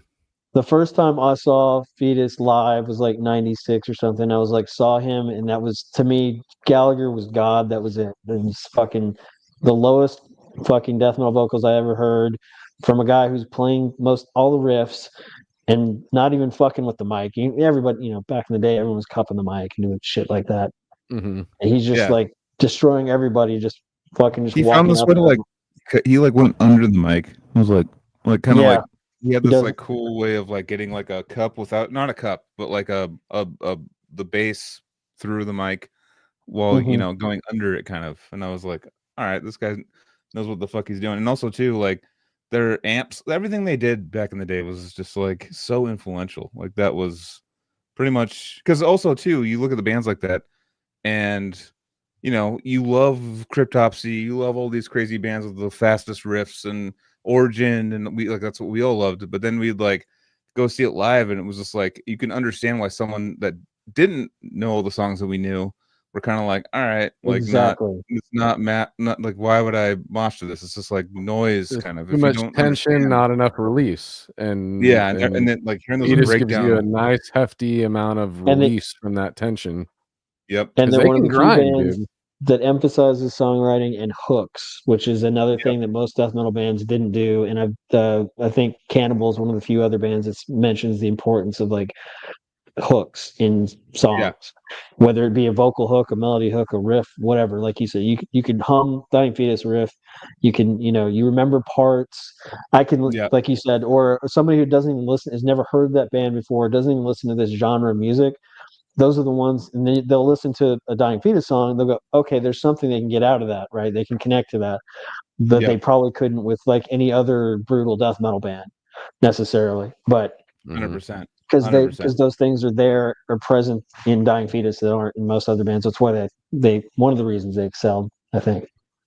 Because to me, that was always the biggest compliment from Devourment, and why I always felt also with the groove stuff and the songwriting and hooks where we could have them is like what is a way you can play the most extremely disgusting, repugnant, heavy music possible, but have people that hate that kind of music still hear it and go, oh, that's pretty cool, right? I like that riff. Like one of our songs, Choking on Bile, people sing along to that when we play it live. It's like a sing along chorus. I'm like, are you fucking kidding me? Like choking on the like every time we've ever played that, people do that. I'm like, that's fucking nuts. We, no intention of doing that, but the way it came out is we naturally had hooks or rhythmic ideas or things like that people can latch onto that don't even listen to death metal.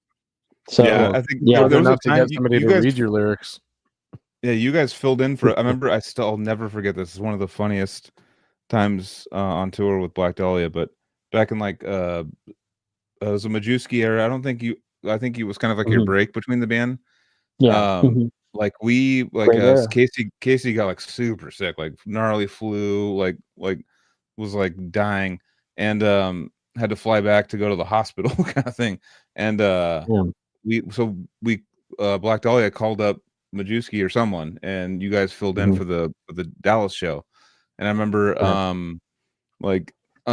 you guys gave Trevor from Black Dahlia a shirt, and I remember looking at it, and it was like it like offended me. I was offended, but I was like, Jesus Christ, dude. It was like the gnarliest shirt I've ever seen, death metal wise, like to be printed on something. What was it though? You got to explain it. I forget. I mean, I'm sure Brad probably have a better idea, but it was like something that was like, I'm like, dude, you're gonna put that on stage right now and go on? He's like, yeah, dude, fucking going on right now. And I'm like, what? We have so many offensive shirts that I can't even. Yeah, it was a rare one. I've never seen it again. I've never seen it again. But it was like from Majewski. Let me guess. Was it something misogynistic? Yeah, I think so. I think it was. I mean, it was misogynistic, sure, but there was like a little extra level of something that was on it, and I was like, okay, misogyny, that's fun, but like, you're teasing me, dude. I want to know what this is now. God damn it, my brain is. I'm drunk now. I was like, let me text. Oh fuck. But what's the most offensive shirt? What's the most offensive shirt you would wear, Brad, in your collection over the years that I would wear like in public? Yeah, like still to this day, that's like people would be offended. I've never liked wearing any of those shirts that were just like insane. I'm definitely not the misogynistic ones. I fucking hated that shit. But like anyone the attention. I don't like attention. Yeah, because it's the kind of attention, right? The kind of attention I liked in high school was I would always wear a Deicide Legion shirt that said "End of God, the way it must be." That got me plenty of attention. I was fine with that. In Texas, you're gonna get a healthy amount of attention from that. That's the most attention I've ever gotten for wearing a shirt, and I wore that shirt like every fucking day. So at 16 or 17, I had the masturbating nun Cradle of Filth shirt, and I would wear it with pride, or like Gorgasm Stab Wound Intercourse on the cover. That's very offensive, dude. I had Deep Throat the Crucifix by Insidious Decrepitcy, Deep Throat the Crucifix. That was probably the most. That's a Houston thing. I make fun of all my friends in Houston because like all the bands, like we have all the Dallas death metal bands, and Houston had all these death metal bands and black metal bands, and all of them, every single fucking one of them, are the most satanic fucking band. Every one of them, I would give them shit. On paper they are, but they're yes, not. yeah, on paper. They're not like practicing no, Satanists. no. They're just like image, yeah. It's like all their upbringings of just like super Christianity. They're like, we're gonna fuck you up with like the most anti this and just piss you off. I just don't get why it's just Houston. Houston, whatever, what's going on in Houston? Everyone is high Christianity? It's like Norway, not any higher than Dallas. I don't think. Yeah. I mean, it's like black metal Norway out there. It's like they're like that's exactly what it is. It's like hell. Norway is Houston, Norway, Texas, dude. Yeah, dude, Houston is like, gnarly. Houston's probably one of the most sketchiest places in the United States right now. I would say, like, for the places I've been in the last 10 years, I would say I saw just saw a casual shooting. Houston's gangster. No, there's no doubt. Dallas is like white bread compared to Houston for sure. Yeah. That's the gnarliest part of Texas, right? Would be Houston. I would think so. Yeah. Definitely 100%. Big of the big cities for sure. Yeah, it sounds all nice, like Houston. I was pretty close to you in October. We played Texas Domination Fest with Severed Savior. Yeah, with, dude. Dude. Yeah, that's right. He always brings in like all the good Cali bands.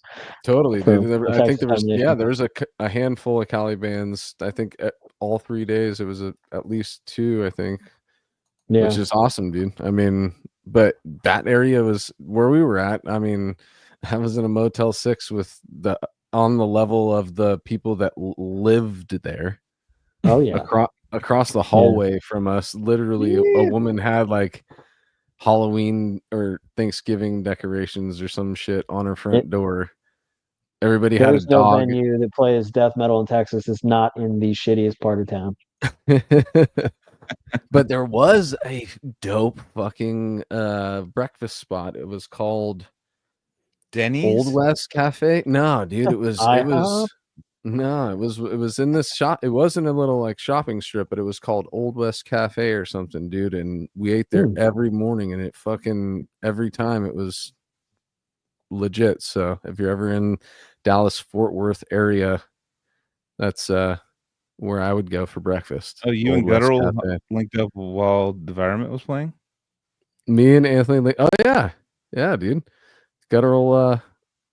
Me and him. He was cosplaying me too, dude. He was rocking some sandals, dude. There's a sandal picture of me, him, and Damien. It's hella funny, dude. Reef's the shit, dude. I fucking love Reef. I talk to him like at least once a week. He's badass, dude. Be cool to hang with him more, dude. Maybe one day. Where's he from? Where are you from, Reef? I don't want to like wait for your response, but hurry up. I forget, but he's always in Vegas for the fights, dude. So like, we should go to Vegas for fights one time and run into Oklahoma. him. Jesus, Oklahoma. Brother, you gotta upgrade a little bit. Let's go. Nah, dude, that's Reef, bro. Reef is a good man, so I won't dog on your. He's with us every week, dude, in the chat, along with a bunch of you other dudes that have been. Everybody's been going off in the chat. Love you guys. Fuck yeah, that's good shit. But so in Devourment, so did we ever come to a close of like when you heard Slam and was like, this is the thing? This is because to me that's like. It was so bizarre to me that day that I'm gonna press it. But that was like who? It's like that band Periphery. Gent became from Periphery, and Slam became almost, I would say, because of you guys. But at the same time, I don't know like the origins of it and slam dancing. But I mean, that's not slam dancing doesn't like do the it's different. So like yeah, just more information. That's all I want. On like slam as a genre, or as a genre. I mean, once we heard people referring it to that, we instantly understood what they meant. I mean, so they referred it to you, so you were like, they started calling you that. And so, what was your first reaction when they said that? We pretty much embraced it immediately because it was a good way to distill our focus. Yes, it was brutal death metal, but we definitely had more break down parts than most bands that were doing brutal death metal, and we had obviously had to focus on that. And sure, instead of calling it chugs or breakdowns or whatever, slam gets the job done. We understand what a slam is. We used to actually call them stomp riffs, but stomp would be so much such a sicker name, dude. I'm just kidding. Stomp, like, right? Stomp, dude. We're a stomp band. Because the riffs are all the same. It's the Suffocation, Legion of Veracity riff. Everyone knows it now. It's a church, just any percussive fucking. 100%. To me, everyone gets a stomp. visceral reaction. Yeah, everyone gets a visceral reaction during like the heavy shit like that. There's like that is sick. Obviously, like look at hip hop and stuff like that, where it's like it's heavy. There's some parts that are heavy that you're like. Hip hop's a big influence too, for sure. Yeah, 100%. And I would say that it's obviously makes your body want to move, and it makes a bunch of people like all connect on one beat. They can all understand the beat and just be like, 100%, and not like knocking any bands or saying anything's better, but like just we definitely gravitated obviously to something that moved people rather than impressed them in a different way. And like I've been to fests and shows, and I've seen Internal Bleeding play, and I see the crowd reaction immediately when they play their riffs, slam riffs, groove riffs. People fucking go, dude. It's a call out. Then I see Origin come play right after them, and they're amazing, and no one does shit. They look with their fingers. Right? I know. 100%. I mean, that's not their intent, but I get it, and they're doing what they want to do. No, but I totally get that. That's the thing. To me, it's two different experiences, though, if you really think about it. I mean, and I'm a guy that's ready for both. You know, I'm ready to get the fuck down to Devourment, and then I am also ready to pay attention to another type of band where I'm just like, look at the intricacy that's happening in real time right now. 18 years ago, you can see my actual visceral reaction to this. So when me and Anthony Metal Injection interviewed us at Maryland Death Fest, I was making these points. I was hammered, but I was making these points like riffs that like make the crowd move because I was so tired of like working so hard and seeing how much people going like, and people going like, oh dude, you missed a note. Oh dude, you missed a note. It's like rather than like a show, which is the experience that I remember, which is just like when I was a kid, just like people going nuts and like it being kind of unsafe when you're a kid, and it's like, but it's badass. Like that was like more like, damn, this band is killing it, versus like a band that like actually not actually kills it, but like kills their instrument. But you're like, cool, dude, sick, good job. It's like it's like the respect by their nature. Like one appeals more to the average music listener, and one appeals more to the musician side. And again, they're both valid. There's nothing, but before becoming a musician, I consider myself a music, enjoyer. For lack of a better term. And the whole point of creating Devourment was to create music that I wanted to listen to that I didn't hear anybody doing. It wasn't to show off my chops or be a musician. It was to fucking get the outcome, the result of that. And I've said it so many times on the show, dude. We make our music for ourselves first. It is an ego thing, and you make acceptance with that. Like we always have ego issues, but dude, it really is. We don't put it out. We don't give our music to anybody else until we deem it ready for somebody else to listen to it. That's an ego thing right there. Exactly. We have to approve of it first before it goes outside of our vicinity. Well, it used to go back to like when we toured with Whitechapel. It was Whitechapel and Suffocation. It was Decrepit, Whitechapel, Suffocation, like Veil of Maya or something, and a couple other bands like opening. But as far as like we were like, this band with like 1,000 riffs a song, and we were like, dude, we got 1,000 riffs a song, dude. We're gonna crush. I don't know where that mentality comes from, but especially live. And number one thing I'll point out is live technical death metal gets a notch down because it can't be portrayed live as like that it is on record. Like as far as all the riffs, there's times where I like see bands I love and I'm into the technical crazy stuff, and it just goes like after a while. I don't know what part they're on, and I've listened to the song. I could listen to it in my car, and I could hit every beat on it, and I just get lost. I'm like, how is someone else that doesn't obsess over it as much as me? How do they feel when they hear this? It's got to be noise. It's got to be noise. Like for me, that like knows every change of the song, and I get lost. I'm like, all right, that's where I kind of like came in. It actually Derek from Faceless and Zenith Passage. We went to Psychofest together, and they released that one song that whatever that song. Like, and I remember going like, I remember like being critical of them. I was like, it's like, it's like good, but it's like it feels like it's tickling me. I kept saying it feels like a song that's like tickling my, like grabbing like a uncle going and like hitting my ribs and stuff. And I was telling him that came out like a couple years ago. Yeah. This is like 2000. This is 2020. Right out of the pandemic. Yeah, 2020. Okay. Or maybe it was still during the pandemic. Yeah. Did it have a music video? I can't remember. Yeah, and they were like all in boxer shorts and stuff, and like fucking being like super funny and silly.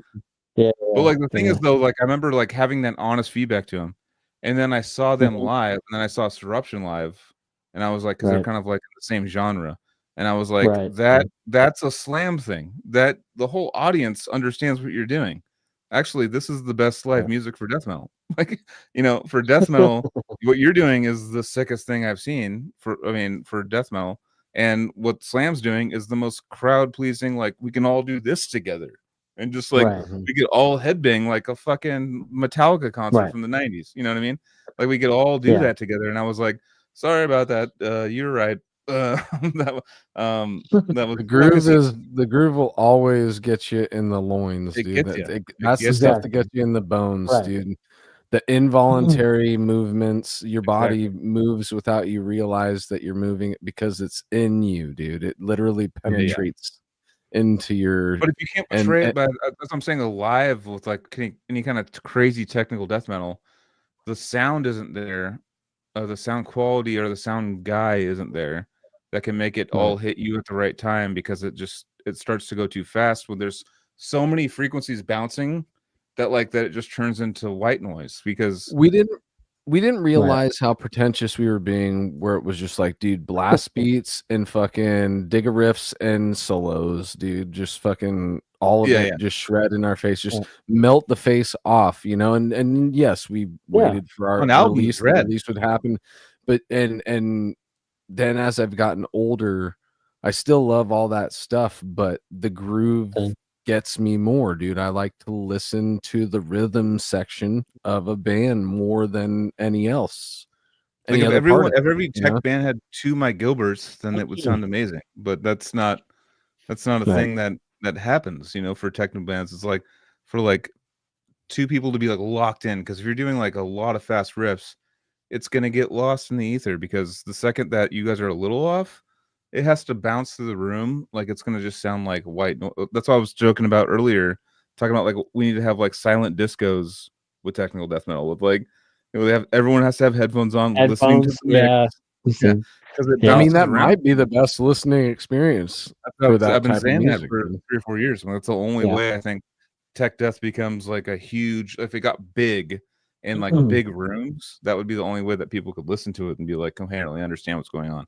Unless there's I don't understand all the engineering behind sound, but just I've seen all the craziest bands, and I've toured with Necrophagus and all the things you would need from that. But I'm just like, if you don't know the song, you're lost. Like there's no way you can catch on to this.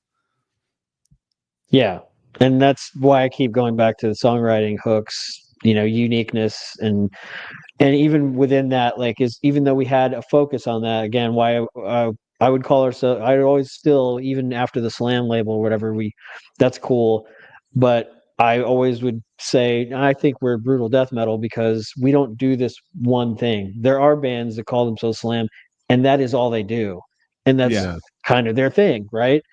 Yeah. And I've never enjoyed. I love those riffs, but I've never wanted to just do that. Period. I wanted to be still a a part of the song. That's why we have songs where like, you know, we have a part that's Cryptopsy blasty, then we have a part that's like mid-tempo deicide-ish, and then we work our way through the song, and then we fucking slam you with a, you know, heavy chug riff or whatever, right? And then 100%. That's what really makes it important and like hooky and catchy and memorable, and while you also, you know, getting people to move and, you know, doing your thing. So yeah, I mean, slam. That's all right, interesting. So yeah, I know we're coming up on 3 hours and 20 minutes, and I know you're further ahead, and we all got work tomorrow and shit. So we're not trying to keep you as long as you guys.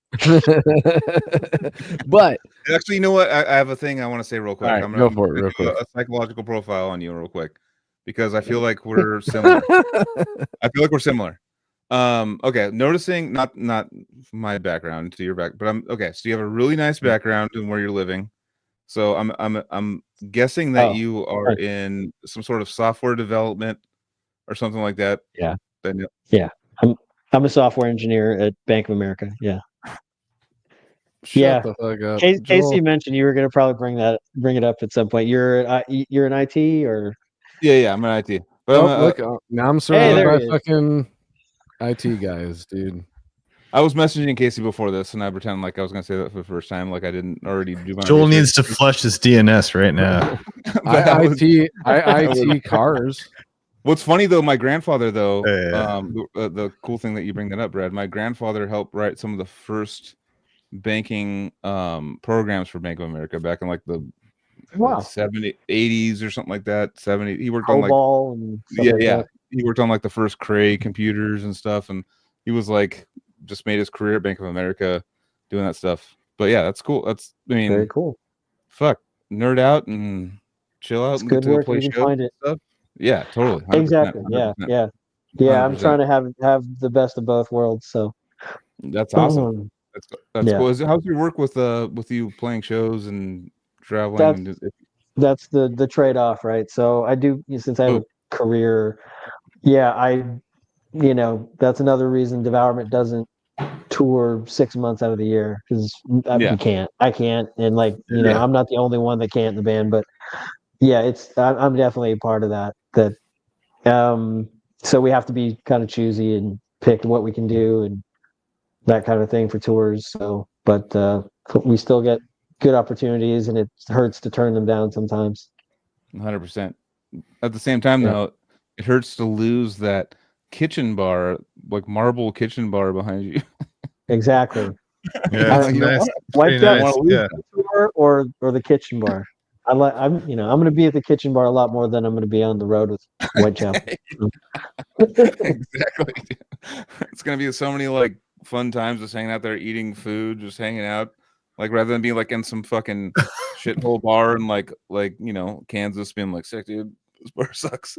I could be on my kitchen bar and just hang out. Yeah. Instead of trying to like warm up at 3 p.m. before I go on at 8 p.m. and then trying to find the smallest bar toilet that I can take a dump in before I have to fucking eat the shitty food that they give us for free in the green room. Yeah, it's a whole thing. You don't like pizza, bro? Come on. You ever had to shit on in a stall that didn't have the lock and somebody walk in on you? Dude. The 100%. Fucking toilet stories alone. And the last tour we did was 2023 with Ingested and Extermination, Dismemberment, and Organectomy. Great, fun tour. That was like 5 weeks, longest tour I've ever done in my life. First real tour I've ever done in my life. And yeah, the toilet shit alone just pisses me off. Having shit in the fucking bar toilet with no door and like no paper and no air conditioning, and it's like nothing, dude. I'm a grown man. Yeah.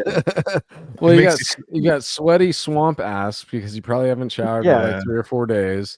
Then then your digestion's fucked up because you've been eating out of fucking, you know, shitty anywhere you can eat shitty gas food. Station chicken. Exactly. So you're trying to work that out through a sweaty ass with no toilet paper, no fucking lock on the door. People walk in. Just see you in your most vulnerable state. I'm jealous of guys who are cut out for that life. I know I'm just not that guy. I wish I was sometimes, but I can't. Yeah. Well, there's so much. There's a lot of fun times that people always talk about tour and stuff, and I had a lot of fun times on tour, but there was a lot of times where I was like completely miserable, where I was like, oh shit, this is what I've been dreaming to do my whole life. I'm doing it with the bands I was dreaming of doing it with. And I'm still finding like I always joke around, or not joke around, but I remember the time that I was kind of like not cut out for touring was probably like on the 7th or 8th tour or something like that. I was like, we were in Milwaukee at that place right across from the cannibal guy, or the guy that would Dahmer Milwaukee. I know you're talking about Eagles Ballroom. Ballroom. We played that last year. Yeah, Eagles Ballroom. And the rave, whatever you call it. But I was like, that's right. I remember one time I was like this had my hands up like this on the monitors. I was like standing on the monitors and like this, and everyone had their hands up with me. And I was literally thinking of going, like, I want to go home.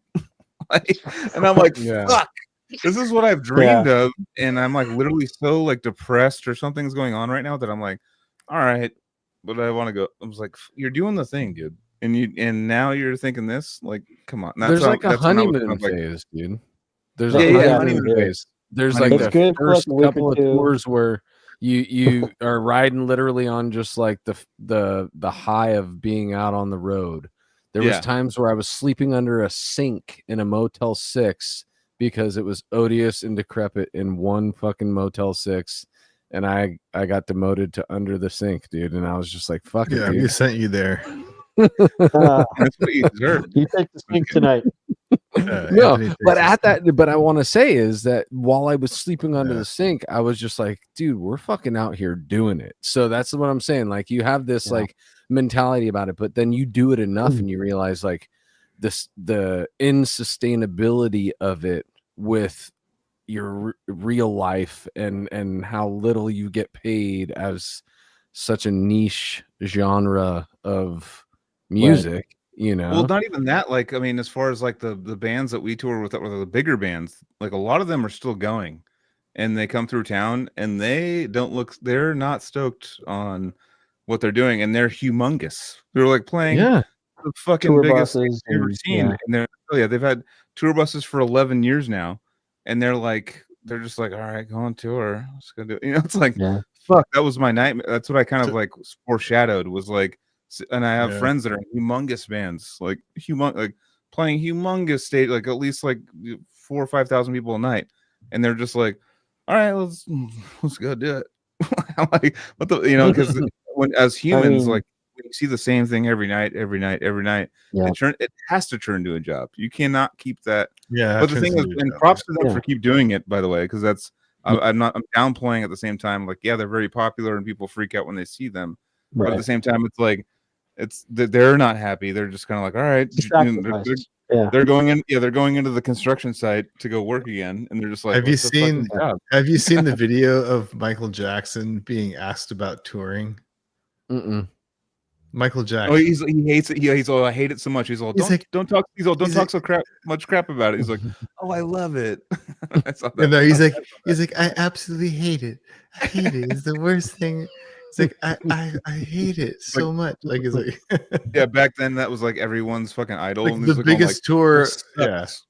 It's like the Thriller tour was the biggest tour of all time at that time. And then the Bad tour was the biggest tour of all time at that time, and all this. And when they didn't tour Thriller, actually, I think I'm wrong, but the Bad tour was the biggest. Even watch the Michael Jordan documentary about like him, like back when Michael Jordan, he was the most popular human in the world for a while. He literally would be like, all right, I'm gonna go to the game. Him going to the bus to the game or from his hotel room was insane. And then like he would just like he hired a cameraman to kind of like document it, and like his times just sitting back on this tiny little cot. Like in the hotel room, just smoking a cigar, I was like, "This is fucking heaven. This is the sickest." like him going out in public was insane. Like it was, at the beginning, everyone's like, "Damn, dude, it's crazy. You're a god. It's great." And he's like, "going like, I fucking hate this shit. This shit sucks." You know, like. So there's got to be a like. That's why it's also too with like death metal and stuff. There's like an underground respect that I like about it. That like no one ever got like famous really. So it's like. but we all respect that if you know this band, you know this band, and then you know this band, and it's like a Thanks, linkage. Fetus. High five. We don't realize it, but it's the journey that we love. That's really what it is. It's the I mean, if you journey look to get to a at certain all those thing. bands from the '90s that I was talking about that we used to play with, how many of them are still around? The ones that Yeah. are still around, how many of them have been through 20 different members? Yeah. You know, Yeah. there's a lot of churn, right? I mean, so in metal in 100%. general, like even big bands losing guys left and right, they're quitting here and there, you know, for random shit. Brandon Ellis from like Black Dahlia and Yeah. stuff like that, you know, guys who have it made, right? Like, I mean, even then it's like, it's a grind, that's a lot. And I've talked to other guys in other bands that are of that level, and they're like you're mentioning, it's like, yeah, they go out there and do it, but they go out there like, all right, I guess let's do it again tonight, you know. Yeah. They don't necessarily want to be That's kind there of a even bummer, at that level. dude. Why? It's like, is. we have to go play for these fucking 2,000 people, and it sucks. No one's rather go- complaining that they're, you know, but that they're not. It's awesome to have the opportunity, right, and to be asked to do these things, and everyone likes you and wants to see you and stuff. But it's hard to do that, right? I mean, I'm sure you guys have seen it a million times. Like anytime we post anything, we're playing any show or mini tour or anything, what's the first 5 to 20 comments? Play Anchorage, Alaska. Why aren't you coming to my hometown? Why didn't you play Milwaukee's fucking butthole this year? I'm like, dude, Yeah. it's like It we is can't true. prove anything at that point. It's like, yeah, but coming to we Brazil. want to play every city on the planet. We really do. Yeah. None of these bands can do it because it's fucking expensive as shit. It's hard, and it's it's a tool. I bet one thing also is kind of like, in that this sucks to say, but like if you're like in a band that big, like you probably don't have a job because you're doing that, you know? And so you're like at that level where you're like, okay, I don't have to have a job, like I'm doing this band. It is your job. Whereas like at our level, we're like working class metal, like hey, make no, like, you know, we all have jobs, like for sure. Kind of just like we don't make any. It's every band below Black Dahlia level is a working musician. We all we're like, well, it's a sad fact of also even people that are way above Black Dahlia level, they are like it's like it turns into like you're used to it. You get your brain gets like used to like playing for stadiums every day. And then like your brain, like even you could be at the highest level that's ever existed, and you'll maybe have a complaint about it. You'll be like, "This sucks." You know, like, it's like when you see people get into like a certain stand or a certain height, it's like that's why it's fun to like keep like it not as keep your love and your art and your hobby as not like your main focus of money, because that's like always been my thing. Yeah, because your money and your money needs to be made, but not through your art, because your art could be like dissed on and shit on, and it can, I don't know, so many different things that can go down a different rabbit hole with art. But like, just be stable and have a hobby.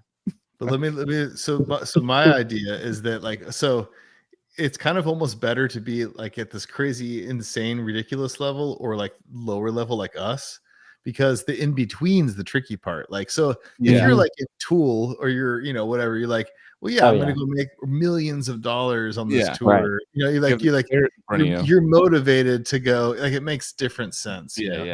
But like, but like to be at that like above us working class level, to be like, okay, I'm in some band like Black Dahlia or something like that, you know, like how much do you make a year? I don't know. And then like they probably kind of stagnate, like, because the band is only able to do so much, and that like the scene and the style that they're at, like they like you're talking about Brandon or something, like he probably like is nowhere to go from there, you know, like he's probably kind of like, they're going to be doing this and doing that, and like, so that it's like that zone of like metal bands like in between, man, must be tough, dude. You know? Yeah, dude. That's why those bands at that level all tour, you know, 6 months out of the year, 9 months out of the year, whatever. It's because that's a lot of touring too, you know, like, you know, that's their full-time job. That's where all their income comes from. It's not like us where we have, you know, a working musician, or the ones that are Tool level who are just like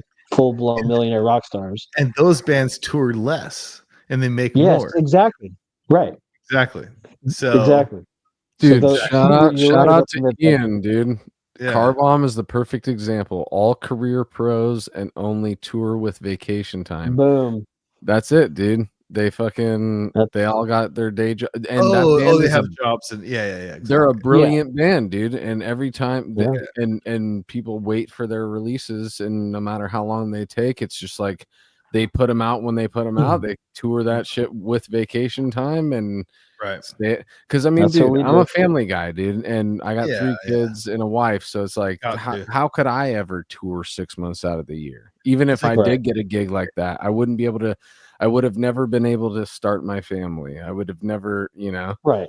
It's like I wonder what health insurance like they offer in Black Dahlia, or you know what I mean, or the label. Like, am I an employee? Am I on salary? Am I hourly? Like, what is this about? You know, it's like that's tough. Yeah, that's a great question. I mean, that's the other part about like the American society in general about musicians or artists, right? We don't get shit. Yeah. We get effed if we get sick. Hello, Chuck Schuldiner from Death. You get musicians that die because they are musicians and they don't have a job that has health insurance. It's bullshit. But that's a whole other thing. But is the rumors true that they had a fund that people were donating to, and he almost got to the amount of money for the surgery, or is that just like built into the lure by some asshole that changed? I don't know. I feel like I've heard the same thing, so I don't know if it's true. We were trying to raise money for his surgery, and we got I wasn't old enough and didn't really realize what was going on when it happened, because I didn't even come across death until after his passing. But I thought I heard that the metalheads almost raised enough money, which is awesome. But if he was that close, there was no like, GoFundMe back really, then. They had to they had to do like tape trade. They had to like mail money in. Yeah, it was pre GoFundMe. Yeah. Yeah. Individual thought patterns. That was my first shit with death. It's a good one. I feel like it's not human, but it's good. I found this video that Anthony sent. Sorry, but it's insane. I watched about half. It's fucking. I think that it'd be really, really cool, since you're wearing that shirt, dude, to close out. Let's close out on this video. We'll all watch it together, but we're gonna do our wrap up right now. Brad, if you're down with that, I'm down, man. We're asking for 11 more minutes to just sit back in the silence and watch Mike DeSalvo, dude, and the rest of the Cryptopsy. Yeah, we definitely need to end this. Cryptopsy crew. That's what I was trying to say. Yeah, dude. All right, all the plugs in the world. Hopefully, it's sick. Let's just do the fucking plugs real quick, and they are there. You go. Battleforgecoffee.com. Go there. Next one, generalrehearsalstudios.com, Oceanside, California. Jam there. Plug a human. I'm plugging Brad tonight because he's been sick and he's the drummer of Devourment. Thanks, Brad. Yeah, Brad, that was sick. Thanks for coming on. Thanks, guys. You guys are awesome, man. Dude, I love a legit metal nerd. No, you're awesome. And Brad, if you're ever ready to come back on, dude, we got a lot more to talk about. I mean, we got up to MTD and then just stopped. So there's a lot more to your story, but we nerded out on some other cool shit tonight. So that's good hangs, man. I'll add you on LinkedIn, dude, because we're both tech nerds. Yeah, dude, you guys can IT out, dude. I gotta say that. I do too. Come on. Yeah. You guys link up in LinkedIn, dude. 100%, dude. Oh yeah. All right, let's link up. Let's watch Cryptopsy in 1998, dude. Link it. God damn it. This is bananas. That was so fucking sick. I'm gonna mute too. Everybody, I don't know if that matters, but I just want it to sound the best. Okay, I'll start it from here. I'll turn it up. All right, love y'all.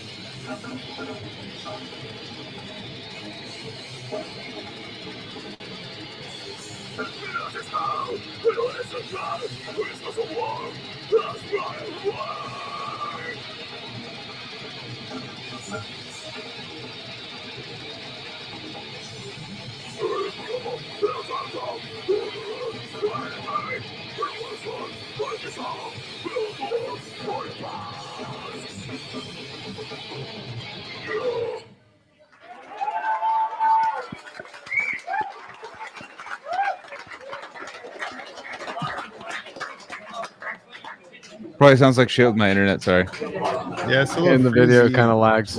Yeah, it's kind of freezy. The triggers down because Does it suck? Yeah, it's a little good internet, Dude. Play it.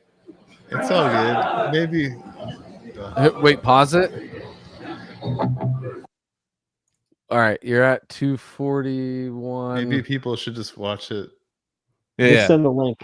All right. Yeah, link. I think we send the link. It's not coming through. To me, like, it sounds sick, but for everyone else, yeah, right. Yeah, it's all all internet. It's like, dude, I'm like, fucking All right, dude. Yeah, totally. forest. Either way, forest, dude, so watch it's not that the best way you can possibly watch it because I'll put the link in the it's comments. so good, dude.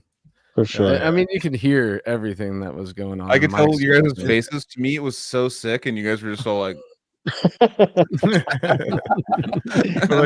why are they moving so slow? Yeah, exactly. Yeah, it's crazy. All How right. do they do Well, that? They're like, either way, love you guys. I'm glad that yeah, dude, we did this. Had a great Sounds good, hang. Brad. You're awesome, dude. Definitely want you Cheers, back. guys. All right, you guys. Have a good couple of weeks. We'll see you guys again. Yeah, All right, soon. laters. See you all. Rock on.